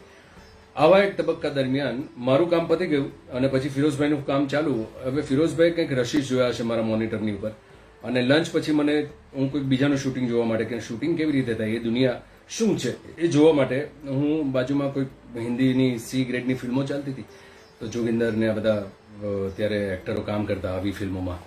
તો એ શોટ પર, એ શૂટના લોકેશન પર મને એસિસ્ટન્ટ આવીને કહે કે ફિરોઝ ઈરાની आपसे मिलना चाहते हैं. मैं कहा फिरोज ईरानी क्यों मुझे मिलना चाहते? तो कि नहीं, उसने तुम्हारा सीन देखा, तुम्हारा शॉट देखा तो बहुत खुश है. અને ફિરોઝભાઈને મારી સાથે મુલાકાત થઈ એસએલ સ્ટુડિયોમાં, અને એને મારા બહુ વખાણ કરે કે છોકરા તું બહુ સારું કામ કરી રહ્યો છે. અને હું એ વખતે કડવો માણસ, મેં કીધું હા તો શું, હું સારું જ કામ કરું છું, પણ મારી લાઈફની અંદર રોલ્સ એવા મળતા જ નથી. અને એ તું મેં દરમિયાનમાં એ બિચારાની સામે મારાથી બોલાઈ ગયું કે તમે પણ જુઓ ને 30-40 વર્ષથી ગુજરાતી સિનેમામાં ખલનાયક કર્યા કરો છો, આપો, જો હું સારો રોલ હોય તો મને યંગ વિલન તરીકેનો રોલ આપો. આવું કંઈક મેં કહી દીધું એ વખતે મારા ફ્રસ્ટ્રેશનમાં, અને હું નીકળી ગયો ત્યાંથી. લકીલી એ જ માણસે મને સાંજે રાતે પેકઅપ પછી લિફ્ટ આપી અને અંધેરી છોડીને મારો કેર ઓફ નંબર એમણે લીધો. એ વખતે ઘરે ફોન પણ નહોતો. અને થોડાક મહિના પછી મને એક ફોન કોલ આવે છે, ઉમાકાંત ભાઈ પ્રોડક્શન વાળા હતા, કે ફિરોઝભાઈ આ નંબર આપ્યો છે અને ગોવિંદભાઈ પટેલને તમારે મળવાનું છે એક રોલ માટે. અને એ રીતે મને સૌથી પહેલી ફિલ્મ મારી મળી ઊંચી મેડીના ઊંચા મોલ. ફિરોઝભાઈને ક્યાંક મારી વાત વાગી ગઈ હશે કે નહીં, યંગ છોકરાનો રોલ છે ને આ ઉંમરે મારે હવે એટલા યંગ એક્ટરનો રોલ નથી કરવું, કે આ પાત્રનો રોલ નથી કરતો, એવું કંઈક એમને કોન્શિયસ છે. આજે પણ એટલા જ અદભુત મિત્ર છે મારા, અને એમણે મારું નામ સજેસ્ટ કર્યું હતું ને મને પહેલી ફિલ્મ ઊંચી મેડીના ઊંચા મોલ મળી. ફિલ્મ મળી એની પહેલા રંગભૂમિની વાત કરી લઉં તો કે યસ, રંગભૂમિ કોઈ પણ એક એક્ટર માટે ખૂબ જ જરૂરી છે, કારણ કે તમારી જાતને તરાશવાના આટલા બધા મોકા તમને સિનેમામાં નહીં મળી શકે. તમે એક શો તમારો ખરાબ થાય કે એક સીન તમારો ખરાબ થાય તો બીજો સીન તમે ઇમ્પ્રૂવ કરીને કરી શકો છો. ઇન્ટરવલ પહેલાનું તમારું પરફોર્મન્સ ઇન્ટરવલ પછી તમે ઇમ્પ્રૂવ કરી શકો છો. સતત ને સતત એમાં ઇમ્પ્રૂવ કરવાનું, તમારી જે નબળાઈ છે એને ઇમ્પ્રૂવ કરવાનો તમને મોકા મળતા રહે છે. અને કરવું જ પડે તો તમે નાટકમાં ટકી શકો આટલા બધા પ્રેક્ષકોની સામે. એ તમને જાણે અજાણે એટલા બધા તૈયાર કરી નાખે કે સિનેમાના ફ્લોરની ઉપર જતી વખતે છેલ્લી ઘડીએ તમને કહેવામાં આવે કે આ શોટ લાગ્યો છે ને આ ક્લોઝ શોટ છે અને આ સેકન્ડ લાસ્ટ શોટ છે, આના પછી આપણે પ્રથમ શોટ આપણે શૂટ કરીશું. એ વખતે પ્રિપેર કરવા માટે રંગભૂમિ તમને ખૂબ ખૂબ ખૂબ કામ લાગે, ખૂબ જરૂરી છે. કોઈ પણ એક્ટરના માટે તો હું એટલું જ કહીશ કે નહીં, તમે ડાયરેક્ટ સિનેમા કે ટેલિવિઝન કરવા કરતા જો થોડું ઘણું થિયેટર તમે કર્યું હશે તો તમારા પાત્ર માટેની સ્પષ્ટતા, શું ન કરવી એની ક્લિયરિટી તમારી પાસે ચોક્કસ આવશે અને એ તમને જાણે અજાણે ગાઈડ કરશે. રંગભૂમિની સાથે શરૂઆત કરનાર વ્યક્તિને રંગભૂમિ અને રંગ દેવતા ક્યારે છોડતા નથી, એ મારો સ્વાનુભવ છે. ના, ગુજરાતી નાટકો કરતા કરતા કરતા એક તબક્કે સેચ્યુરેશન પોઈન્ટ આવી ગયો. એક જગ્યાએ ફ્રસ્ટ્રેશન હતું મારું કે હિન્દી સિનેમામાં કંઈ નથી થઈ રહ્યું, જુઓ ડેસ્ટિની ક્યાં છે. ફિરોઝ ઈરાનીએ એ નિમિત્ત બનાવીને મને ફિલ્મ અપાવી ગોવિંદભાઈ પટેલની ઊંચી મેડીના ઊંચા મોર. અને ગુજરાત, હું સુરતનો બેઝિકલી, મારું મોસાળ, મારું પિતૃપક્ષ બધું સુરતમાં. જન્મ્યો તો મુંબઈમાં, ઉછેર પણ મારો મુંબઈમાં, પણ મેં ગુજરાત માત્ર નાટકોની ટૂર દરમિયાન સુરતની આગળનું જોયું હતું. નાટકોની ટૂરની આપણી ટીમ સાથે જઈએ, ભાવનગર જઈએ, ભાવનગરમાં બપોરે પહોંચીએ, હોટલની અંદર ફ્રેશ થઈએ, સાંજે થિયેટર પર પહોંચી જવાનું, નાટકની તૈયારી કરવાની, બીજી દિવસ શો પતાવીને જામનગર નીકળી જવાનું કે રાજકોટ નીકળી જવાનું. આ રીતે ગુજરાત જોયું નહોતું, પણ મારું સર્વપ્રથમ ગુજરાતની સાથેનું કનેક્શન જે થયું એ સિનેમામાં એન્ટર થયા પછી. કે પ્રથમ ફિલ્મ મારી ઊંચી મેડીના ઊંચા મોલ વિલન તરીકે. અને આટલું બધું ફ્રસ્ટ્રેશન, 5-6 મોટી હિન્દી ફિલ્મોના પ્રોજેક્ટ છેલ્લી ઘડીએ ફિઝલ આઉટ થાય અને હવે ઈશ્વરે મને નેગેટિવ રોલ આપ્યો છે, એ પણ સિનેમાના પડદે. કશું તો કરીને જ જઈશું, એ જનૂનની સાથે હું 1996-97માં હાલોલ ગયો. અને હાલોલમાં સિનેમા કેવી રીતે થાય એ યુનિટના ભાગ બનીને સૌથી પહેલો મારો અનુભવ. એ ત્યાં સુધીમાં બધાના શૂટિંગો જોયા હતા બહારથી. આ ફિલ્મના પણ શૂટિંગ મેં શરૂઆતના 2 દિવસ બહારથી જોયા. એનું પણ ઇન્ટરેસ્ટિંગ સ્ટોરી છે. હિતેન મહેતા જ હતો ત્યારે પ્રથમ ફિલ્મમાં વિલન તરીકે. જે રૂમમાં મને રાખવામાં આવ્યો હતો એ 3 જણની સાથે હું શેર કરતો હતો, ને એ 2 વ્યક્તિઓના નામ નહીં આપું, પણ એમની પ્રકૃતિ એવી હતી. એક જણ આલ્કોહોલ લેતા હતા અને બીજા વ્યક્તિઓની સાથે મને ફાવે એમ નહોતું, એટલે પ્રોડક્શન વાળાને હું કહેવા ગયો કે મને બીજો રૂમ આપો, અહીંયા નહીં ફાવે. અને એમના ફ્રસ્ટ્રેશનમાં એમણે મને ગંદા શબ્દો તે દિવસે કહ્યા કે દરેક માણસ માટે અમે નવી રૂમ ક્યાંથી લાગે કરીને, રૂમ તો એ જ છે, બીજી રૂમ નહીં મળે. અને એ આખી રાત મેં પ્રથમ દિવસ મારો ગુજરાતી સિનેમામાં ઊંચી મેડીના ઊંચા મોલ ગોવિંદભાઈ પટેલનું પ્રોડક્શન. ગોવિંદભાઈને ખ્યાલ પણ નહોતો એ વખતે કે આવું થયું છે. મેં બહાર કમ્પાઉન્ડમાં એક મંદિરનો ઓટલો હતો, એ મંદિરના ઓટલાની ઉપર એક રાત કાઢી મેં. અને એક છોકરો મને સ્પોટ બોય મળ્યો, જે એણે વર્ષો સુધી મારો પર્સનલ બોય રહ્યો, પ્રવીણ. એ આવ્યો અને કે તમે અહીંયા શું કરી રહ્યા છો રાતના, અહીંયા તો જાનવર આવે. અને મેં એનું મારું ફ્રસ્ટ્રેશન કહ્યું કે હવે હું ઘરે જઈ શકું એમ નથી, કારણ કે આ વખતે પણ જો સિનેમા ફિલ્મ છોડીને જઈશ તો ઘરે હું કઈ રીતે મોઢું બતાવીશ. અને એ જ કારણસર મેં એને કહ્યું કે મારી રૂમમાં આવા લોકો છે ને એ લોકોની સાથે મને ફાવે એમ નથી, પ્રોડક્શન વાળો મને ગાળો દે છે કરીને, રૂમ નથી આપતા. અને એ છોકરાએ મને તે દિવસે ફેસિલિટી કરી આપી ત્યાં સુવાની. બીજે દિવસે સવારે સમીર રાજડા, એ વખતે ગુજરાતી સિનેમામાં બહુ જાણીતું નામ, એમના રૂમમાં જઈને બહાનું કાઢીને કે મારી રૂમમાં પેલા લોકો બાથરૂમમાં વાર લગાડી રહ્યા છે, તમારી રૂમમાં આવીને મને જરા નાવાનો એ આપો, મને જરાક મને નાહી લેવા દો, એમ કરીને હું ચેન્જ કરી લઉં, ફ્રેશ થઈ જાઉં. અને નરેશભાઈનું અને રોમા માણેક અને બીજા બધાનું શૂટિંગ જે ચાલતું એ જોવા માટે એ લોકોની જે લંચની ગાડી હોય એ લંચની ગાડીમાં હું લોકેશન પર પહોંચી જાઉં. કારણ કે મારો 10-15 દિવસની ડેટ લઈને બોલાવ્યા પછી બીજા બધામાંથી જ્યારે ટાઈમ મળે ત્યારે તમારું શૂટિંગ થાય, એટલે શરૂઆતના 2-3 દિવસ તો આ જ રીતે તમારે કાઢવા પડે. અને પહેલા દિવસે જ્યારે હું પાવાગઢ શૂટિંગમાં ગયો, એ લોકોનું કંઈક ગીતનું શૂટ ચાલી રહ્યું હતું, અને એ શૂટિંગ દરમિયાન હું ટોળાની વચ્ચેથી એ લોકોને જોયા કરું. સાંજે જ્યારે પેકઅપ થયું, એ પેકઅપ થતી વખતે ફટાફટ એક્ટર્સ એમની ગાડીમાં અને ડાન્સર્સની સાથે બીજા બધા યુનિટની ગાડીઓ રવાના થઈ જાય. પણ એ રવાના થતી વખતે જે તમારે લંચની ગાડી આવે મેટાડોર, તેની અંદર કોઈ કારણસર મને નહીં લઈ ગયો. એ છોકરાનું નામ જયેશ, ડ્રાઈવર. જ્યારે ગીતોના શૂટિંગ ચાલતા હોય કે એ વખતે દરેક યુનિટના દરેક સ્પોટ બોય થી લઈને ડ્રાઈવર બધા જ ચકચકાની સાથે દાઢીવાળી કરીને ફ્રેશ કપડાની સાથે ત્યાં દેખાતા હોય, કારણ કે છોકરીઓ હોય ત્યાં. આવું એ લોકોનો તે વખતનો માહોલ, અને એ લોકોને ભરીને એ લોકો તો નીકળી ગયા. જેમ તેમ કરીને પાવાગઢ પર જઈને રૂપિયાનો સિક્કો નાખીને મેં સ્ટુડિયોમાં ફોન કર્યો, અને સ્ટુડિયોમાં ફોન કરીને મેનેજરને કહ્યું કે મને આ લોકો મૂકીને જતા રહ્યા છે કરીને. અને 2-3 કલાકે એ ડ્રાઈવર એને ગાડી લઈને આવ્યો અને ખૂબ એણે મને ગાળો દીધી તે દિવસે. અને તમારા બધા માટે મારે પાછા આવવું પડે, આવું બધું અનાપ-શનાપ બોલ્યા અને મને બહુ ખરાબ લાગ્યું. પણ એ રાત મારી આખી એવી ગઈ કે અહીંયાથી હું ઘરે જઈ શકું એમ નથી. કાલે આ લોકો કહે છે મારું શૂટિંગ થશે, કાલના દિવસમાં હું બતાવી દઈશ. અને મને ખાતરી હતી કે મારો જેવો પહેલો શોટ થશે તો માહોલ બદલાશે. કોને ખબર કે એ શ્રદ્ધા હતી કે એ જમીનની સાથેનું મારું કોઈ કનેક્શન હશે. બીજે દિવસે મારું શૂટિંગ શરૂ થયું અને એ પહેલો સીન મારો નરેશભાઈની સાથેનો શૂટ થયો. એ તબક્કામાં એટલા બધા વખાણ થયા એ કામના. અને ગોવિંદભાઈને કોઈકે કાનમાં કહ્યું કે એમની પાસે રૂમ નથી, એ તો ઓટલા પર સૂતા છે. અને દેટ્સ હાવ પહેલો રિસ્પેક્ટ મને સિનેમાના પડદા પર, સિનેમાના સેટની ઉપર મળ્યો. અને તરત જ મને નક્કી કરીને સમીર રાજડાની સાથે રૂમ શેર કરવા માટે કહેવામાં આવ્યું. અને ત્યાંથી મારી એ જર્નીની શરૂઆત થઈ. 12-13 દિવસના શૂટિંગ દરમિયાન જેટલું બની શકે એટલું બેસ્ટ મેં કામ કરી લીધું અને હું રિટર્ન થયો. રિટર્ન થતી વખતે એ જ છોકરો મને મળે છે, જે બોય ત્યાર પછી વર્ષો સુધી મારો પર્સનલ બોય રહ્યો, પ્રવીણ નામ એનો. ગેટ પર એને મને એકલા જોયો, મને ચેક આપવામાં આવ્યો હતો. કેશ મારી પાસે માંડ 100-150 રૂપિયા બચ્યા હતા. અને રાતની ટ્રેન પકડવાની મુંબઈ જવા માટે. ફરી પાછો એ ડ્રાઈવર, કોઈકને મેં ફરિયાદ કરી હતી અને પ્રોડ્યુસરે એમને ખખડાવ્યો હતો. એ કારણસર ગુસ્સામાં તે દિવસે ફાઇટર્સને લઈને એ બરોડા સ્ટેશન નીકળી ગયો હતો મને મૂકીને. મને જાણી જોઈને નહોતો લઈ ગયો. અને ત્યાં મને પ્રવીણ પાછો કામ આવ્યો અને પ્રવીણે મને છકડો કરાવી આપ્યો 60 રૂપિયામાં. અને મને જતી વખતે એને મને કહ્યું 1996-97 કે ભાઈ તમે પાછા બીજી વખત આવો ત્યારે મને પર્સનલ બોય રાખશો. અને હું હસ્યો હતો કે પર્સનલ બોય તો મોટા એક્ટરોને મળે, મારા જેવાને માંડ અહીંયા કોઈ લઈ નથી જતું. અને એણે મને બહુ શ્રદ્ધાથી કહ્યું, એટલી વાત યાદ રાખજો હિતેનભાઈ, આવશો તો તમે જ તમારું બહુ મોટું નામ થશે. આ સરસ્વતી એના જીપ પર બેઠી હતી. અને એ દિવસે રાતે હું નીકળી ગયો અને ઊંચી મેડી મારી રિલીઝ થઈ, સ્ટેટ એવોર્ડ મળ્યો, ફિલ્મ ખૂબ જ મોટી હિટ ગઈ, લોકોમાં કામ વખણાયું. ઘણા વખતે એક યંગ વિલન મળ્યો હતો. હવે પાત્રની જે જસ્ટિફિકેશનના મુદ્દાની જે આપણે વાત કરીએ, મુદ્દા પર ફરી પાછા આપણે આવીએ કે આ રોલ કેમ વખણાયો.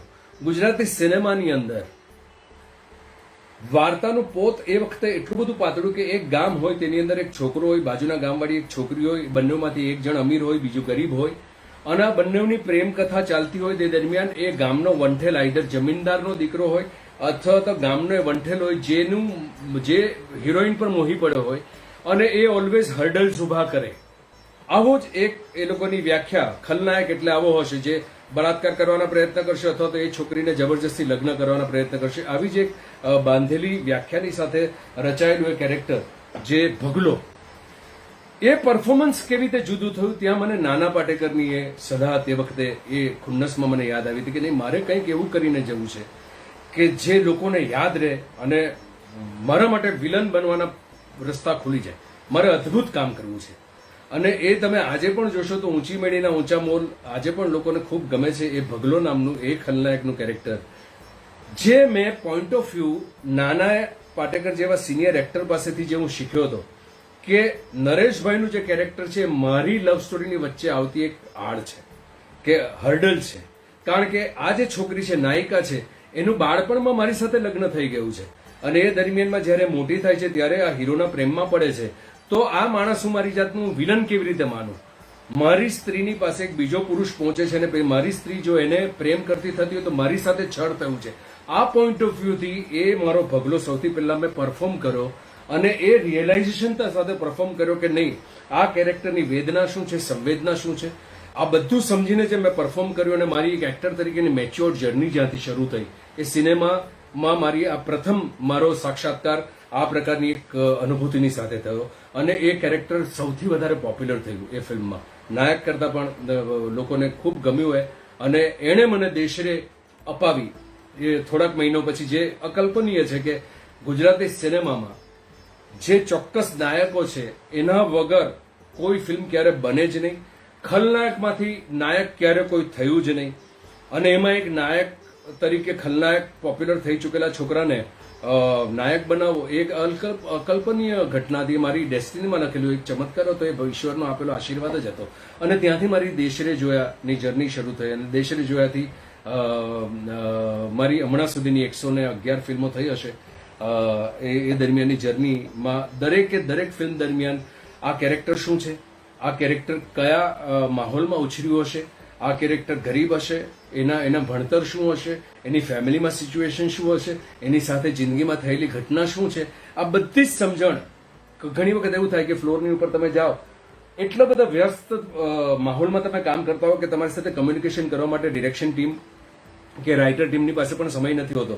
પણ એક્ટર નાટક કરતી વખતે કે જો સિનેમા કરતી વખતે કે ટેલિવિઝન કરતી વખતે જો આ બારીઓ ઓપન રાખે કે હું જે પાત્ર નિભાવી રહ્યો છું એ પાત્ર એક્ઝેક્ટલી શું છે, એના અંતર્મન સુધી પહોંચવાના પ્રયત્ન કરશો તો ડેફિનેટલી એ કેરેક્ટર લોકોની સાથે કનેક્ટ કરશે.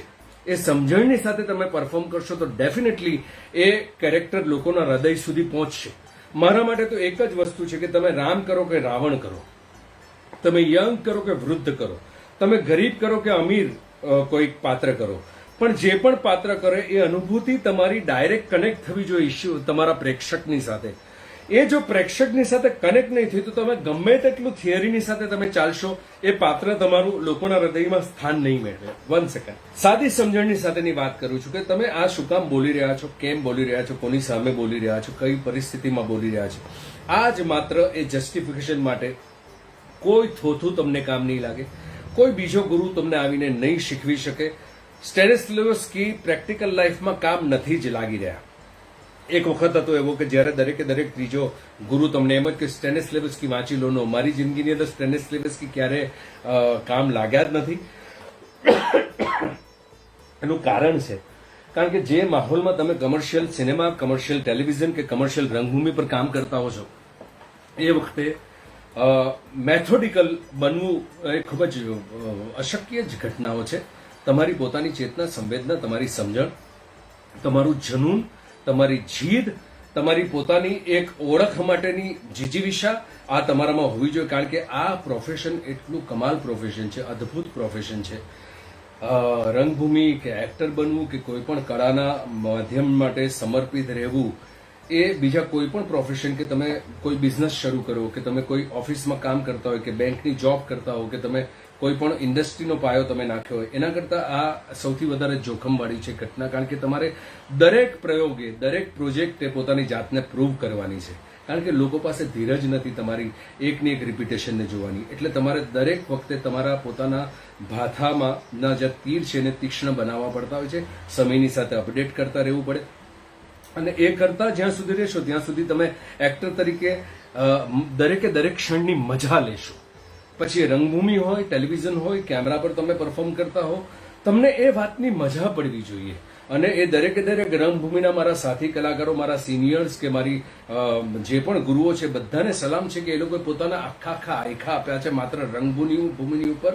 થિયેટરમાં એ વખતે એટલી ફેસિલિટીઝ નહીં, છતાં પણ એક તરફ બેંકમાં આજીવિકા ચલાવવા માટે કામ કરે, કે કોઈ જેવી રીતે ફિરોઝ ભગત બોમ્બે ડાઇંગની અંદર વર્ષો સુધી કામ કરતા રહ્યા, અને બોમ્બે ડાઇંગ કે કોઈ બીજી કઈ કંપનીમાં હતા નસલીવાડિયાની, અને 7 વાગે ત્યાંથી રિહર્સલમાં પહોંચે, રાતના 11 વાગ્યા સુધી રિહર્સલ્સ કરે.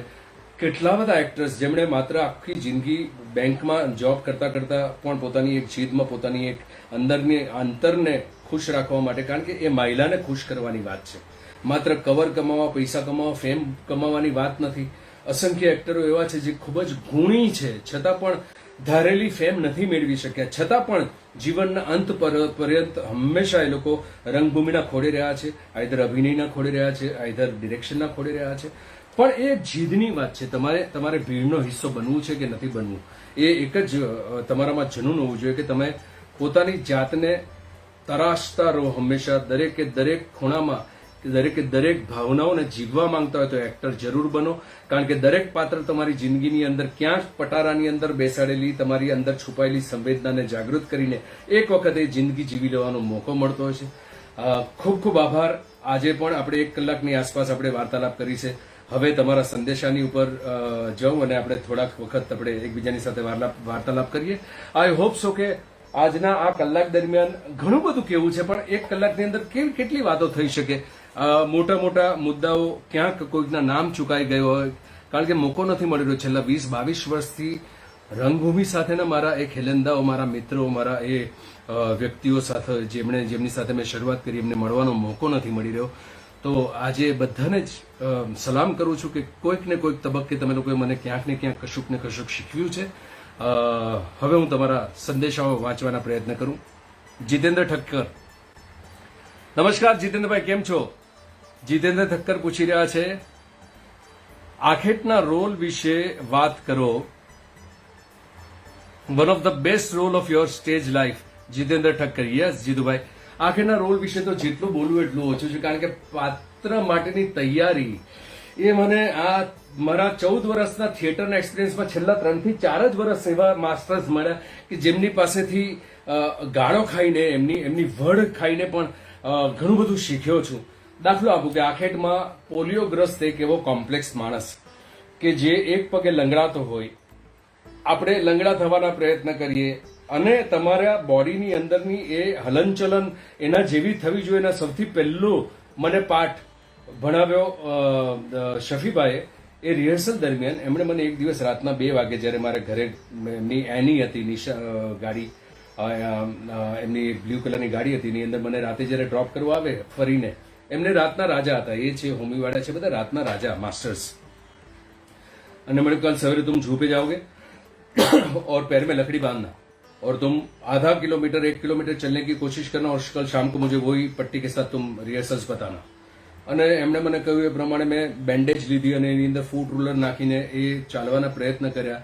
અને 30 દિવસ એ નાટકના રિહર્સલ દરમિયાન એ ખોડંગાતો પગ, જન્મજાત ખોડંગાતો પગ, એમણે જે મારી પાસે આંગિકમ ની ઉપર કામ કરાવ્યું છે, કમાલ છે. એવો જ એક કિસ્સો હું તમને કહું. પહેલી વખત મને એ ખબર પડી કે એક્ટર પરફોર્મ કરતી વખતે કેટલા બિઝનેસ કરી શકે.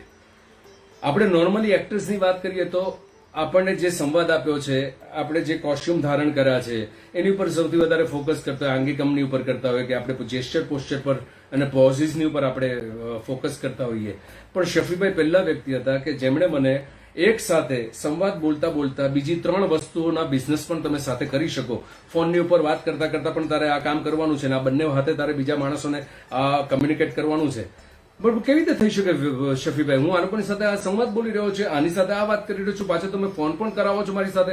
2 લાઈન આ લોકોની સાથે બોલવાની છે, બીજી 2 લાઈન ફોનની ઉપર રિપ્લાય આપવાની છે. અને તે દિવસે એમણે મને ગાળ દઈને કહ્યું હતું કે એ નહીં હો શકતા, એમ કરીને ફોન મને અહીંયા પકડાવી દીધો હતો. અને એમણે જે પરફોર્મન્સ કઈ રીતે કરી શકાય અને તને શું શું નથી આવડતું, એ બધું જે દિવસે એ રાતે એમણે જે મને શીખવ્યું, જે આજ દિવસ સુધી અપ્લાય કરું છું કે એક એક્ટર ધારે ને તો 50 બિઝનેસ કરી શકે એક સામાન્ય શોર્ટની અંદર, એક સામાન્ય એ સીનની અંદર પણ. સલામ છે શફીભાઈ જેવા ગુરુઓને કે જેમણે એ ટુકડો એમની સાથે જીવવાનો, એમની પાસેથી એ શીખી લેવાનો મને મોકો આપ્યો. આખેટ મારો હંમેશા ફેવરેટ નાટક રહ્યું છે. નોંધ પોથી પણ મારું ફેવરેટ રહ્યું છે. રમતસુન ચોકડી, ફિરોઝભાઈની સાથેનો એ આખો પ્રોસેસ, ઝંખનાબેનનો મારી માટેનો ભરોસો, ફિરોઝભાઈનો મારી માટેનો ભરોસો, એ બધી જ વસ્તુઓ મારા માટે. સુરેશ રાજારા સાથે મેં કર્યું છે શકમંદમાં કામ, ઘણા બધા નાટકો, અને દરેકે દરેકને ગુરુ માનું છું. સાવ હું તમને કહું કે એકલવ્યની અવસ્થામાં મેં કામ કરવાનું શરૂ કર્યું. કોઈ ગુરુ જ નહીં મારી પાસે, એટલે જે સામે ગુણીજન મળે એની પાસેથી હું ચોરી લીધું. આજે પણ હું ચોરી જ લઉં છું, એમાંથી જે પણ કંઈક શીખવા મળે શીખવાના પ્રયત્ન કરું છું. ભાષા પણ એ જ રીતે મેં સુધારી છે. મને યાદ છે કે ફિરોઝ ભગત સાથેનું પહેલું પ્લે મારું જનૂન નામનું નાટક, એમાં એક સીન કરવાનો મારે, ગ્લેમરસ સીન કહેવાય કે જેમાં શબનમ નામની એક્ટ્રેસ સાથે કે જ્યાં મારે એને હક કરવાની અને સોફાની ઉપર એ વિલન કેરેક્ટર હતું. અને મને એ સમજાય નહીં કે એ લોકો જે મને ઇન્સ્ટ્રક્શન્સ આપી રહ્યા છે કે ના યુ હેવ ટુ હગ, મને એ ખબર નહીં. એક વર્નાક્યુલર લેંગ્વેજનો છોકરો, અને ત્યારથી લઈને આજે એમ કહેવાય છે કે છેલ્લા 20 વર્ષ દરમિયાન ગુજરાતી સિનેમામાં હમણાંના 7 વર્ષના નવા જનરેશનને બાદ કરતા કોઈ પ્રથમ વખત મારી જેટલી ભાષાની ઉપરનો કાબુનો એક્ટર કોઈક જોયો હશે બધી જ ભાષામાં. એ બધું જ માત્ર મારા ગુરુઓએ આપેલા જ્ઞાનને કારણે. એમણે મને ટોકીને જે ઇમ્પ્રૂવ કરાવ્યું અને ત્યાર પછી અંદરની બારીઓ ખુલી. અને આજે પણ એટલો જ ભૂખ્યો છું શીખવા માટે, દરેક તબક્કે શીખવા માટે.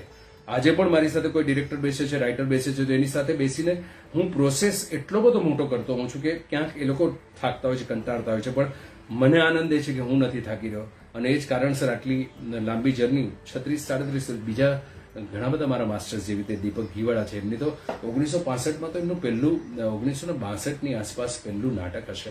ફિરોઝ ઈરાની ગઈકાલે બોલ્યા કે 1965માં પ્રથમ ફિલ્મ એમણે કરી હતી.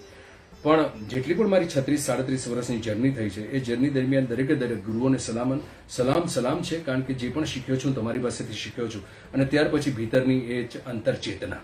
Thank you so much Jitubhai for this beautiful question. A new boy તો શું ધ્યાન રાખવું જોઈએ, શું શીખવું? બહુ મજાનો સવાલ છે પ્રભુ. નાટકોની દુનિયામાં એક્ટર બનવા માટે કે સિનેમાના પડદે ગ્લેમરથી ખેંચાઈને મારી આ પાટલીપુત્રની ઓફિસમાં મહિનામાં આ કોવિડ સમય પહેલાની વાત કરું તો દર અઠવાડિયે 15 થી 20 છોકરા છોકરીઓ આ સવાલ લઈને આવે કે અમારે એક્ટર બનવું છે, શું કરવું? સૌથી પહેલા તો જેટલું દેખાય છે એટલું સરળ નથી આ માધ્યમ કે એક્ટર બનવાની જર્ની. સિનેમા હોય કે રંગભૂમિ હોય, સૌથી પહેલા તો તમે તમારી જાતને સવાલ પૂછો કે એક્ટર શું કામ બનવા માંગો છો? જો આ એક્ટરની જ વાત હોય, તમારામાં એવું શું છે જે બીજા બધામાં નથી? જો એની જાણ તમને હશે તો તમે એ જે છે તમારી શક્તિ એને વધારે ઇમ્પ્રૂવ કરીને એકને એક તબક્કે થોડાક વર્ષોમાં તમે તમારું નામ ચોક્કસ બનાવી શકશો. કારણ કે એક્ટર એક જ માત્ર પ્રોફેશન એવું છે કે જ્યાં સુધી તમે પુરવાર નહીં કરી લો ત્યાં સુધી તમારી આસપાસના વ્યક્તિઓ પણ તમારી મજાક જ ઉડાવતા રહેશે. જો તમે ન પ્રૂવ કરી શક્યા, ક્યાંક તીક્ષ્ણતા કે ઇન્ટેન્સિટીના અભાવને કારણે, ક્યાંક ચોક્કસ મોકા યોગ્ય સમયે ન મળવાના કારણે, તો 10 વર્ષ પછી પણ લોકો તમારી માત્ર હાંસી ઉડાવશે. ચલા થા એક્ટર બનને કે લીએ ક્યાં કર લિયા? સૌથી પહેલા પ્રશ્ન એ છે કે તમે તમારી જાતને પૂછો કે તમારામાં એવું તે શું છે જે બીજામાં નથી, અને એક્ટર શું કામ બનવા માંગો છો? જો તમારો અંતરાત્મા હા પાડે કે 10 વર્ષનો એ સંઘર્ષ જો ખંભાની તાકાત હોય તો ડેફિનેટલી એ શ્રદ્ધાની સાથે તમે રાઈટ વ્યક્તિઓની સાથે મળો, એ તાલીમ લો. આજે તો ઘણી બધી એકેડેમીઝ થઈ છે, આજે તો ઇન્ટરનેટનો યુગ છે, જેની ઉપર પણ તમે ઘણી બધી તાલીમ મેળવી શકો છો, ઘણું બધું વાંચી શકો છો. આજે એક્સેસ બહુ ઇઝી થઈ ગયું છે. એકેડેમીઝ કે કોલેજીસ કે એક્ટિંગ ઇન્સ્ટિટ્યૂટ કે એટલા બધા માધ્યમો આવ્યા છે કે જ્યાં તમે ગૂગલની ઉપર પણ સર્ચ કરીને નેટને પણ તમારે ગુરુ બનાવી શકો છો. એટલી બધી સાઇટ્સ છે, પણ એ તમારી પોતાની જાતને ચકાસવા માટેની સાઇટ છે કે તમારામાં એવું તે શું છે કે જે નિર્માતા કે દિગ્દર્શક તમારી પર એ જુગાર રમે. એમના શક્તિનો, એમના પૈસાનો, એમના સમયનો જુગાર તમારી પર રમે ત્યારે જ કે જ્યારે તમારામાં એવું કશુંક છે જે બીજામાં નથી. ખૂબ જ સંઘર્ષની વાત છે. બહુ અદ્ભુત પ્રોફેશન છે, પણ જેટલું દેખાય છે એટલું સરળ નથી પોતાની જાતને એક્ટર પ્રૂવ કરવું. કારણ કે એક્ટર હંમેશા દેખાતો હોય છે. બીજા કોઈ ડિપાર્ટમેન્ટમાં હશે, 2, 4, 5 વર્ષે તમે નિર્ણય બદલશો તો બીજા કોઈ ધંધામાં કે કોઈ નોકરીમાં સેટલ થઈ શકશો. પણ એક્ટર બનવા માટે નીકળ્યા હશો તો જો નહીં પુરવાર કરી શકો તમારી જાતને, તો તમારે એ લોકોની વચ્ચે પોતાની હાંસી ઉડતા પણ જોવાની તૈયારી રાખવી પડશે. તો એ તૈયારી તમારામાં હોય તો ડેફિનેટલી કરો. Definitely this is a beautiful, one of the finest profession, but very tough. You have to be very prepared for that. Join કેવી રીતે કરી શકાય? જે પણ શહેરમાં તમે હશો ત્યાં તમે જો ગુજરાતી રંગભૂમિની સાથે ક્યાંક રીતે કનેક્ટેડ હશો તો દરેક શહેરમાં ગુજરાતી રંગભૂમિ આ કોવિડના સમય પહેલા એટલી બધી સરસ રીતે ફૂલી ફાલી છે એઝ ફાર એઝ કમર્શિયલ શોઝની બાબતમાં કે કોઈ પણ એવું શહેર નહીં હોય કે જ્યાં ગુજરાતી નાટકોના શો નહીં થતો હોય. અને મોટા મોટા શહેરની અંદર તો નાટ્ય પ્રવૃત્તિઓ પણ થતી હોય છે. એ પ્રવૃત્તિ કરનાર વ્યક્તિઓ, એ ઓર્ગેનાઇઝ કરનારા વ્યક્તિઓ કે જે તમારા શહેરમાં નાટક લઈને આવે એ ટીમના વ્યક્તિઓને કોન્ટેક્ટ કરવાનો પ્રયત્ન કરો. એમના થકી તમને ચોક્કસ ગાઈડન્સ મળે. જો તમારામાં સત્વ હશે, તમારામાં એ કળા હશે તો ડેફિનેટલી એ લોકો તમને ગાઈડ કરશે જ. છે સંઘર્ષની વાત, પણ સંઘર્ષ કરવાની તૈયારીની સાથે તમારે તમારી આજુબાજુના પરિસરમાં જે થિયેટર સાથે કનેક્ટેડ હોય એ વ્યક્તિઓને સંપર્ક કરવો ખૂબ જ જરૂરી છે. અને એ લોકો પણ સાચી ટેલેન્ટની શોધમાં હોય જ છે. તમારે તમારી જાતને પ્રૂવ કરવાની છે, ખૂબ વધારે મહેનત કરવી પડશે. એ તૈયારી હોય તો ડેફિનેટલી વેલકમ. મનોજ ભાવસાર પૂછી રહ્યા છે દિગ્દર્શન તરફ જવાનો ઈરાદો? તમન્ના તો છે મારી કે એક દિગ્દર્શક તરીકે પણ પોતાનું નામ, કારણ કે રાઇટિંગમાં સંઘર્ષના સમયથી રાઇટિંગ ડિપાર્ટમેન્ટ સાથે સંકળાયેલો છું. જર્નલિઝમ પણ થોડું ઘણું કરી ચૂક્યો છું એ મારા શરૂઆતના તબક્કામાં. ફિલ્મોની સ્ક્રિપ્ટ આજે પણ રિપેર કરતો હોઉં છું કે ક્યાંક એ ટીમ સાથે બેસીને એને ઇમ્પ્રૂવ કરવાના પ્રયત્ન કરતો હોઉં છું. ડિરેક્શનની પણ ઘટના અનઓફિશિયલી ઘણી બધી જગ્યાએ કર્યું છે, પણ ઓફિશિયલી યસ ટૂંક સમયમાં મારી ઈચ્છા એમ છે કે ઈશ્વર જો મને મોકો આપે તો ઘણી બધી વસ્તુ એવી છે જે મારે કરવી છે. 2 થી 3 સ્ક્રિપ્ટ તો રેડી છે. જોઈએ ઈશ્વર ક્યારે એ મોકો મારી સામે લાવે છે કે હું એ મોકાને ક્યારે મારી તરફ ખેંચી શકું છું. પણ ડેફિનેટલી ડિરેક્ટર તરીકે પણ મારે ઘણી બધી વાતો કરવી છે મારી સિનેમા થ્રુ. ત્રંબક જોશી ત્રંબક જોશી પૂછી રહ્યા છે, who is your favourite director? સિનેમાના પડદે કહું તો ઘણા બધા ફેવરેટ ડિરેક્ટર્સ છે, પણ મારા લાડકા ડિરેક્ટર કે ફેવરેટ હોવું પણ એમની સાથે એક સંબંધ મારો એ સ્થાપિત ન થઈ શકે, છતાં પણ એમના ગુણોને ઓલવેઝ સલામ કરતો હોઉં. અને બીજા ડિરેક્ટર્સ એવા છે જે મારા ફેવરેટ છે ને એમની સાથે મિત્રતાનો એક અદ્ભુત સંબંધ મારો કેળવાયો છે આટલા વર્ષોમાં. તો એમાં છે સંદીપ પટેલ, અમદાવાદ શહેરમાં, જેની સાથે મેં ગગો કેદાડાની પૈણું કરતો હતો, અને મોતીના ચોકરે સપનામાં દીઠા, એ 2 ફિલ્મો કરી જે આજે ખૂબ જ જાણીતા દિગ્દર્શક છે, લવની ભવાઈના ડિરેક્ટર. જસવંત ગાંગાણી, અદ્ભુત ડિરેક્ટર, અદ્ભુત. એના જેટલો શ્રેષ્ઠ ડિરેક્ટર મેં વાર્તા જેણે પોતે લખી, સ્ક્રિપ્ટ રાઇટર અને ડિરેક્ટરનું કોમ્બિનેશન, એના જેટલું મેં અદ્ભુત બહુ ઓછું જોયું છે મારી એ સમગ્ર 111 ફિલ્મની જર્ની દરમિયાન.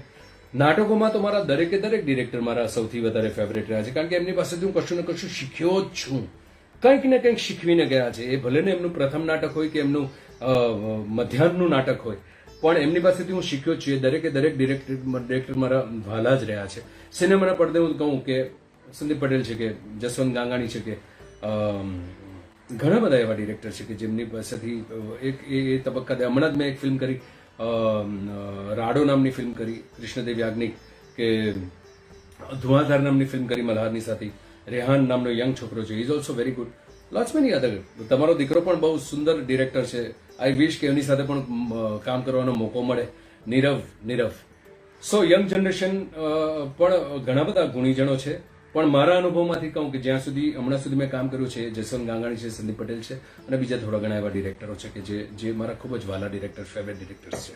અશોક ઉપાધ્યાય પૂછી રહ્યા છે, સર કયો વિષય આપ રંગભૂમિ પર કરવા ઈચ્છુક છો?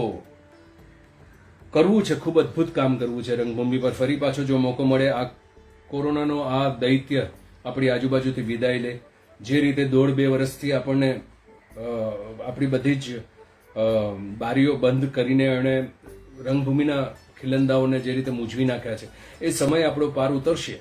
એ ઉતરશે ત્યાર પછી મેં હમણાં એક બહુ મારું ગમતું નાટક મેં છેલ્લે કર્યું ગયા વર્ષે, પપ્પા અમારા પ્રાઇમ મિનિસ્ટર. બહુ અદ્ભુત કેરેક્ટર, બહુ સુંદર રીતે લખેલું, વિનોદ સરવૈયાનું, વિપુલ મહેતાએ ડિરેક્ટ કરેલું, કૌસ્તુભભાઈ અને સંજય ગોરડિયા પ્રોડ્યુસર હતા. મારી એજ ગ્રુપના અદ્ભુત ચેલેન્જિંગ રોલ કરવા ઈચ્છુક છું, અને કંઈક એવું ઇન્ટરેસ્ટિંગ લાગશે તો ડેફિનેટલી હું કરીશ જ થિયેટર. એ નાટકનો પોત મને ગમવું જોઈએ, એ નાટકનું કિરદાર મને ગમવું જોઈએ. દરેક શોમાં એ નાટક મને નશો કરાવવું જોઈએ એક્ટરને, દિવાનગીની હદ સુધી. જેવી રીતે આ પપ્પા મારા પ્રાઇમ મિનિસ્ટર જ્યારે મેં કર્યું ત્યારે ટીમમાંથી અમુક મેમ્બરોને એમ ડાઉટ હતો કે સિનેમામાંથી આવેલો માણસ યાર ડેટ્સ માટે બહુ બધા પ્રોબ્લેમ કરશે. ત્યારે નિર્માતા અને દિગ્દર્શક અને મારી ટીમને મેં ત્યારે ગેરંટી આપી હતી કે તમારે એક પણ દિવસ મારા માટે મેનેજ નહીં કરવી પડે. આખો વર્ષ મેં શૂટ નથી કર્યું, અને માત્ર ને માત્ર થિયેટર કરતી વખતે થિયેટર પર જ ફોકસ કર્યું છે. અને 8 મહિનામાં મેં 186 શો કર્યા છે પપ્પા અમારા પ્રાઇમ મિનિસ્ટર. સો કમિટમેન્ટનો સવાલ છે, ઓલવેઝ કમિટમેન્ટનો માણસ રહ્યો છું. ભવિષ્યમાં પણ મોકો મળશે, અને સારામાં સારું કોઈક એવું પાત્ર મારી આસપાસ આવશે કોઈકના દ્વારા, અને મને ગમી જશે, ને એ સમય જો અનુકૂળ થશે તો ડેફિનેટલી આ જ રીતે ફરી પાછા 1-2 વર્ષ વચ્ચે હું નાટક કરતો રહીશ. I am open for good roles, challenging Rolls.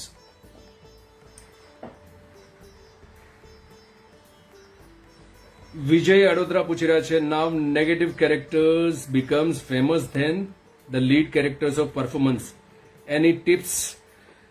યા એક તબક્કે જીવનમાં એક્ટર, મારી જર્નીની વાત કરું તો કે ક્યારે હું નાયક બનવા માંગતો જ નહોતો, કારણ કે એ તો મેં સપનું પણ ક્યારે નહોતું જોયું. સિનેમાના પડદે ગુજરાતી રંગભૂમિ પર પણ મારી શરૂઆત ખલનાયક તરીકે થઈ હતી. એમાં પણ અસંખ્ય મેં વૃદ્ધોના રોલ કર્યા છે, ખલનાયકના રોલ કર્યા છે. સિનેમામાં પ્રથમ પ્રોજેક્ટ મેં કર્યો ખલનાયક તરીકેનો, ત્યાર પછી ઈશ્વરે મને જે ગિફ્ટ આપી દેશરે જોયા, અને એક નાયકનો ઉદય એમના થકી થયો. મારી જર્નીની શરૂઆત થઈ એ બીજી ફિલ્મ મારી હીરો તરીકેની. ત્યાંથી મારો સંઘર્ષની ક્રેડિટ હું ઓલવેઝ લઈશ, કારણ કે એના પછીની દરેકે દરેક ફિલ્મ એ મારો કંઈક ને કંઈક પ્રયત્ન હતો નવી જનરેશન સાથે કનેક્ટ કરવાનો, કે આજના જમાનાની વાર્તા આજના જમાના રીતે કહેવાનો, એવી ફિલ્મો બનાવવાની કે જે પ્રેક્ષકો માણી શકે સહપરિવાર. મારા પહેલાનો એક તબક્કો એવો હતો, દુર્ભાગ્ય કે જાણીતા અમુક કલાકારોએ પણ કોઈક ઇન્સિક્યુરિટીને કારણે દ્વિઅર્થી સંવાદો તરફ ને દ્વિઅર્થી ગીતો તરફ વળાતા. અને મને જ્યારે ખબર પડી, મારી સમજણ પ્રમાણે મારા પ્રથમ જ ફિલ્મના શૂટિંગ દરમિયાન, કે એનું કારણ આ છે, આટલું મોટું માર્કેટ છે છતાં પણ આપણે ફેમિલી ઓડિયન્સ કેમ ખોઈ બેઠા છે. અને દેશરેથી મારી એ જર્ની શરૂ થઈ. એક પણ ફિલ્મ આજ સુધી એવી નથી કરી કે કોઈ પણ પરિસ્થિતિમાં કોઈ પણ પાત્ર એ પ્રકારનું કાર્ય કરે જે તમે મા બેન દીકરીઓ સાથે બેસી ના જોઈ શકો. નેગેટિવિટી હોવી જોઈએ, પણ એને કેવી રીતે તમારે લોકોના પડદે લોકોની સમક્ષ લાવવી, એ કેવી રીતે રજૂઆત કરવી, એની અંદર એક ગિરિમા હોવી જોઈએ. આજે પણ ઓપન છું નેગેટિવ રોલ્સ માટે, અને કરીશ પણ ભવિષ્યમાં. જે 2 થી 3 પ્રોજેક્ટ મેં હમણાં સાંભળ્યા છે, નેગેટિવનો રંગ પણ એક જુદો છે, કારણ કે મારે જબરજસ્તીથી હીરો નાયક તરીકે નહોતું રહેવું. ને એ જ કારણસર મેં આજથી 7 વર્ષ પહેલા, એટલે આઈ એમ ટોકિંગ અબાઉટ 10 વર્ષ પહેલા મેં જન્મદાતા નામની ફિલ્મ કરી લીધી હતી, કે જ્યાં મેં નાયકની એક પછી એક વર્ષની 5 ફિલ્મો પછી સડનલી આઈ ડિસાઇડેડ કે મારે હવે એજ ગ્રુપ ચેન્જ કરવું છે. અને આજે પણ હું ઓપન છું. એ જમાનામાં મેં 65+ રોલ કર્યો હતો ગૌતમ અધિકારી સાથે, અને મારી નાયિકા મોનાથીબાની સાથે મેં એના ફાધરનો રોલ કર્યો હતો. હિતુ કનોડિયા મારા સમકક્ષ, એમની એ મારા જમાઈનો રોલ કરતા હતા. પણ એ નાટકમાં તાકાત, એ નાટક જે હતું, જેને મહાવીર શાહે આપણે ત્યાં પહોંચ્યું હતું, જન્મદાતા, અને એ ફિલ્મ કરવાનો મને મોકો મળ્યો જ્યારે એ જ રોલમાં ગૌતમભાઈની સાથે બાબુલ ભાવસારે લખ્યું હતું, ત્યારે મેં તક ઝડપી લીધી, અને ત્યારથી એક આખી જર્ની જુદી મારી શરૂ થઈ છે. I am open for negative also, I am open for every shade. Yes Ashok, તારો છે કે ફિલ્મમાં બિઝી વ્યસ્ત કલાકારોએ જેમની શરૂઆત રંગભૂમિ થઈ છે, એમણે વચ્ચે વચ્ચે ક્યાંક ને ક્યાંક મોકો મેળવીને જ્યારે સમય સાનુકૂળ બને ત્યારે એ થોડાક મહિનાનો સમય કાઢીને રંગભૂમિ ફરી પાછી કરવી જોઈએ. હું માનું છું કે આર્થિક રીતે અને વધારે પ્રેક્ષકો સુધી પહોંચવા માટે આજના જમાનાના એક્ટર્સ મોટાભાગે છેલ્લા 15 વર્ષથી ટેલિવિઝન અને સિનેમા તરફ વળ્યા છે. વધારે ફેમ, વધારે પૈસો, વધારે સિક્યુરિટીના કારણે, પણ વચ્ચે વચ્ચે પોતાની જાતને સ્ટેગ્નન્સીમાંથી બચાવવા માટે, કે ક્યાંક પોતાની જાતને ફરી પાછી અણીદાર કરવા માટે ક્યાંક ક્યાંક રંગભૂમિ ડેફિનેટલી કરી લેવી જોઈએ. મારું તો ડેફિનેટલી માનવું છે, અને મેં કર્યું જ છે વચ્ચે વચ્ચે. જ્યારે મને મોકો મળ્યો છે, મેં એક નાટક એની આગળ પણ કર્યું હતું કે ચાલ જિંદગી જીવી લઈએ, આ માણસ છે મજાનો, અને હમણાં જે મેં કર્યું પપ્પા અમારા પ્રાઇમ મિનિસ્ટર, અને ભવિષ્યમાં પણ એક યોગ્ય સમયે મારી પાસે યોગ્ય નાટક આવશે. કોડ મંત્ર નામનો નાટક કરવાનો હતો, પણ દુર્ભાગ્ય સિનેમાની મારી ડેટ્સ એની મેચ નહોતી થઈ રહી, હું એટલો સમય કાઢી શક્યો એમ નહોતો. ને મારું રાજુભાઈ જોશીની સાથેનું એક જ કમિટમેન્ટ કે જો હું કમિટ કરીશ then I will commit completely to the theatre for that particular year, જે મારા માટે એ વખતે શક્ય નહોતું. ફરી પાછી એવી કોઈ સ્ક્રિપ્ટ આવી ઉમદા ડિરેક્ટરની કે રાઇટરની ટીમ પરથી આવશે, સારા નિર્માતા દિગ્દર્શક તરીકે. ખૂબ બધા રોલ મેં નકાર્યા છે. હમણાં વેબ સિરીઝનો એક તબક્કો ચાલી રહ્યો છે, નેશનલની પણ વેબ સિરીઝ મેં ઘણી બધી નકારી છે, જેના કારણો છે. એક મારા માટેનો એક જ મારી વ્યાખ્યા છે કે જે મારું કામ હું મારી ફેમિલી સાથે બેસીને ના જોઈ શકું, એમાંનું કોઈ કામ, એવું કોઈ પાત્ર મારે નથી કરવું. પછી એ નેગેટિવ હોય, પોઝિટિવ હોય, ખૂબ મોટા પડદાની વાત હોય. હમણાં વેબ સિરીઝની વાત કરું છું, મેં મારી પોસ્ટ પર પણ મૂકી હતી કે આવી એક મોટી પ્લેટફોર્મની OTTની વેબ સિરીઝ ખૂબ જ અભદ્ર શબ્દ અને અમુક સીન્સના કારણે હું નકારી રહ્યો છું, સાચું કરી રહ્યો છું કે ખોટું કર્યું છે, અને ખૂબ જ સુંદર પ્રતિસાદ તમારી પાસેથી મળ્યો છે. કારણ કે હું મારી જાતને કલ્પી નથી શકતો કે મારી મધર, મારી વાઇફ, મારી બેનની સાથે બેસીને હું મારો જ પ્રોજેક્ટ ના જોઈ શકું, કે મને જોવામાં શ્રોપ થાય. એવાનો કોઈ પ્રોજેક્ટ મારે નથી કરવા. રોલ એવો હોય જે મારી એજ ગ્રુપને લાયક હોય, 55+ હોય, નેગેટિવ હોય, પોઝિટિવ હોય, 90 યર ઓલ્ડ હોય, કે કોઈ પણ કોમ્પ્લેક્સ ઘટના સાથેનો હોય. I am open for any interesting role, but accept a role મારા પરિવાર સાથે બેસીને જોઈ શકું એ પ્રકારનો હોવો જોઈએ. આજે હું જ્યારે ફાઇલ ખોલીને બેઠો ત્યારે મને ખબર પડી કે ઓહો, આટલા બધા નાટકો છે, આટલું બધું ઇન્ટરકોલિજેટની વસ્તુ. ત્યાર પછી આટલું ટેલિવિઝન, એ તબક્કામાં જ્યારે નવું ટેલિવિઝન હતું ત્યારે ટેલિવિઝનમાં પણ શરૂઆત. પછી મને ઈશ્વરે હિન્દી સિનેમા પણ કરવાનો મોકો મળ્યો, પણ હિન્દી સિનેમામાં કદાચ એ નામ નહોતું મળવાનું. મારી પ્રથમ ફિલ્મ દેશરેની સાથે જયતે હતી, હંસલ મહેતા સાથેની, જે નેશનલ પેનોરામામાં સિલેક્ટ થઈ હતી. હું, શિલ્પા શિરોડકર, સચિન ખેડેકર, કિશોર કદમ, શક્તિ કપૂર જેવા ક્લાસિક ફિલ્મ હતી. પણ એ સિનેમા આર્ટ ફેકલ્ટીની કહી શકાય, જે એ વખતે 50 જણે જ માત્ર પેનોરામામાં જોઈ.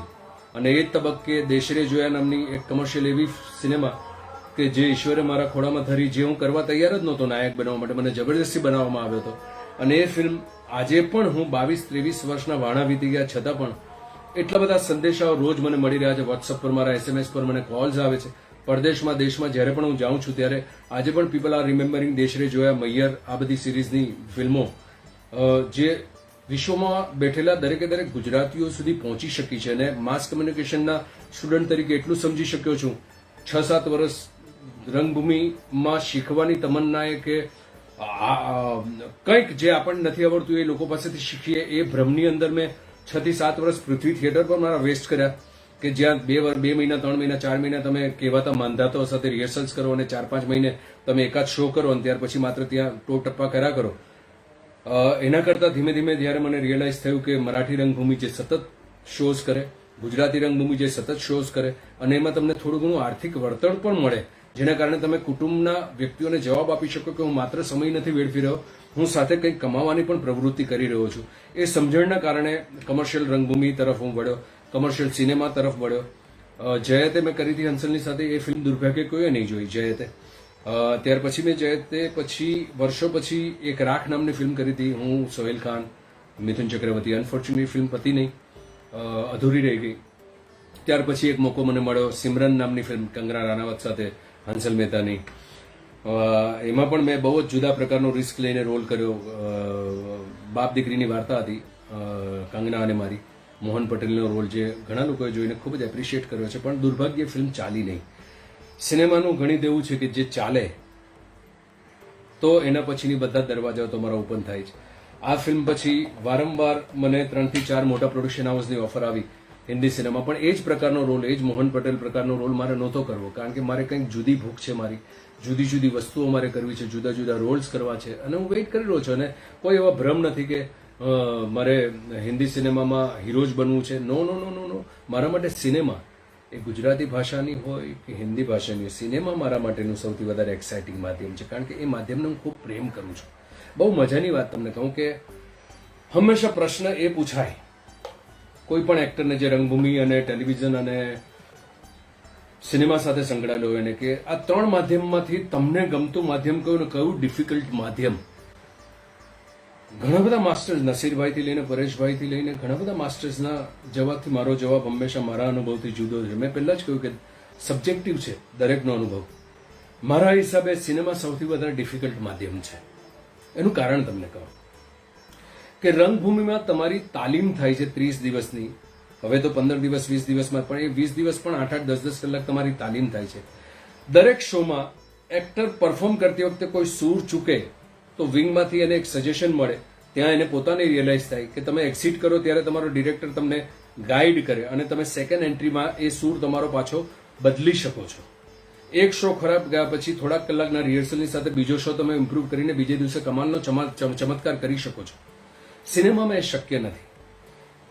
20 દિવસ 30 દિવસ 40 દિવસની તાલીમ દરમિયાન કયા સૂરથી વાર્તા શરૂ થાય છે અને કયા સૂરની ઉપર પહોંચશે એ તમે પ્રથમ અંક જ્યારે સેટ કરતા હોય ત્યારે પ્રથમ અંક 15 દિવસ તમે એક જ રિહર્સલ કરતા હોય ત્યારે તમને રોજ એ સૂર ચેક કરવાનો મોકો મળતો હોય છે. પછી બીજો અંક તમારો જ્યારે સેટ થતો હોય ત્યારે તમને એ મોકો મળતો હોય છે. તમારી પાસે રાતોની રાતો એની પર વિચારવાનો ટાઈમ હોય છે. પણ સિનેમા નામની એ વસ્તુ કે જે દિવસે તમે વાર્તા સાંભળી, તમારા હાથમાં સ્ક્રિપ્ટ આવી અને ડિરેક્ટરે ફ્લોરની ઉપર આયોજન કર્યું અને તમે ફ્લોર પર સીન નંબર 21 ની તૈયારી સાથે ગયા અને ડિરેક્ટર કોઈ યાર પ્રોડક્શન વાળાએ આ લોકેશન નથી કર્યું, આજે આપણે 38 નંબરનો સીન કરી નાખીએ, આ 2 કલાક આમાં વેસ્ટ થઈ ગયા છે, આપણે ફટાફટ રેડી થઈ જાય, આપણે 38 નંબરનો સીન કરીએ. હવે એ 38 નંબરનો સીન કરવાનો છે, ઇન્સ્ટ્રક્શન આપીને ડિરેક્ટરની ટીમની સાથે બિઝી છે. સડનલી તમે જે પ્રિપેર કરીને આવ્યા છો એની જગ્યાએ એ કંઈક જુદી જ વસ્તુ તમારે કરવાની છે અને સમય બચાવવા માટે સન જાય છે, લાઇટ જાય છે, આટલા બધા ભીડને મેનેજ કરવા દરમિયાનમાં તમારે સ્વયંની આંતરસ્ફૂર્ણાથી તમારે એ ટુકડો ભજવવાનો છે જે તમારે મનની અંદર એક તમારી એક્સરસાઇઝ થતી હોય છે કે હું 21મા નંબરે આ સુર પર લઈ જઈશ આ મારી ઇમોશનને અને 58મા નંબરે આ સુર પર લઈ જઈશ. એ સમજણની સાથે ભજવવાની વસ્તુ છે જે ખૂબ જ ડિફિકલ્ટ છે, કારણ કે એમાં એકવાર છપાઈ ગયું તમારું, એકવાર પ્રિન્ટ થયું, એટલું બધું મોંઘું માધ્યમ છે કે તમે એને ફરી પાછા નોર્મલી રીશૂટ નથી કરી શકતા. તમે જ્યારે ડબિંગ કરતી વખતે જુઓ છો ત્યારે તમને ખબર પડે છે યાર આમાં થોડી કચાશ રહી ગઈ યાર, બટ ના we are not having ample budget કે જે તમે રીશૂટ કરી શકો. દરેકને એ સદભાગ્ય નથી મળતું.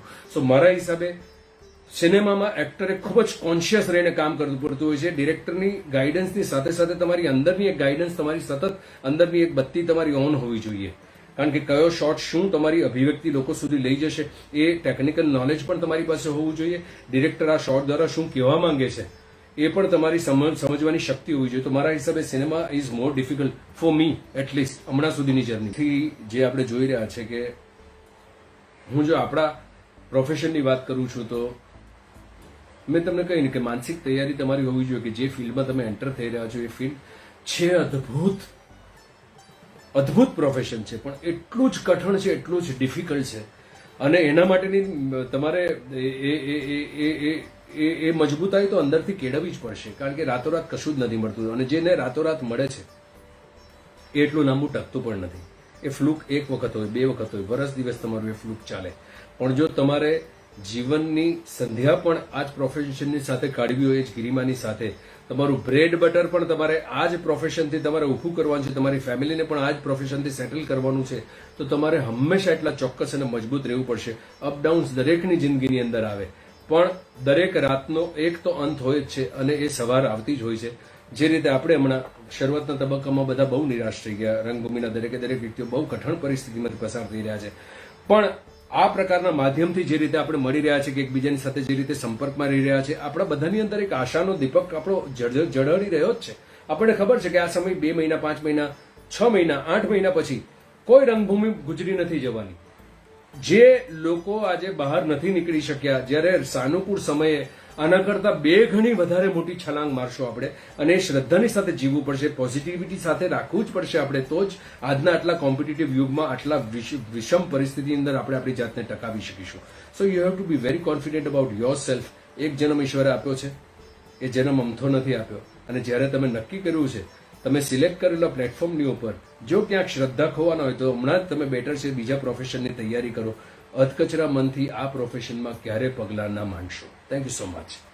ઘણી બધી વાર્તા છે મનોજભાઈ. વિનેશ અંતાણીની પ્રિયજન પરથી મારે ફિલ્મ બનાવી છે, અને ડિરેક્ટ પણ કરવી છે, અભિનીત પણ કરવી છે. મારા અપકમિંગ પ્રોજેક્ટની અંદર 2 ફિલ્મ કમ્પ્લીટ કરીને વેઇટિંગ પીરિયડમાં છું હમણાં.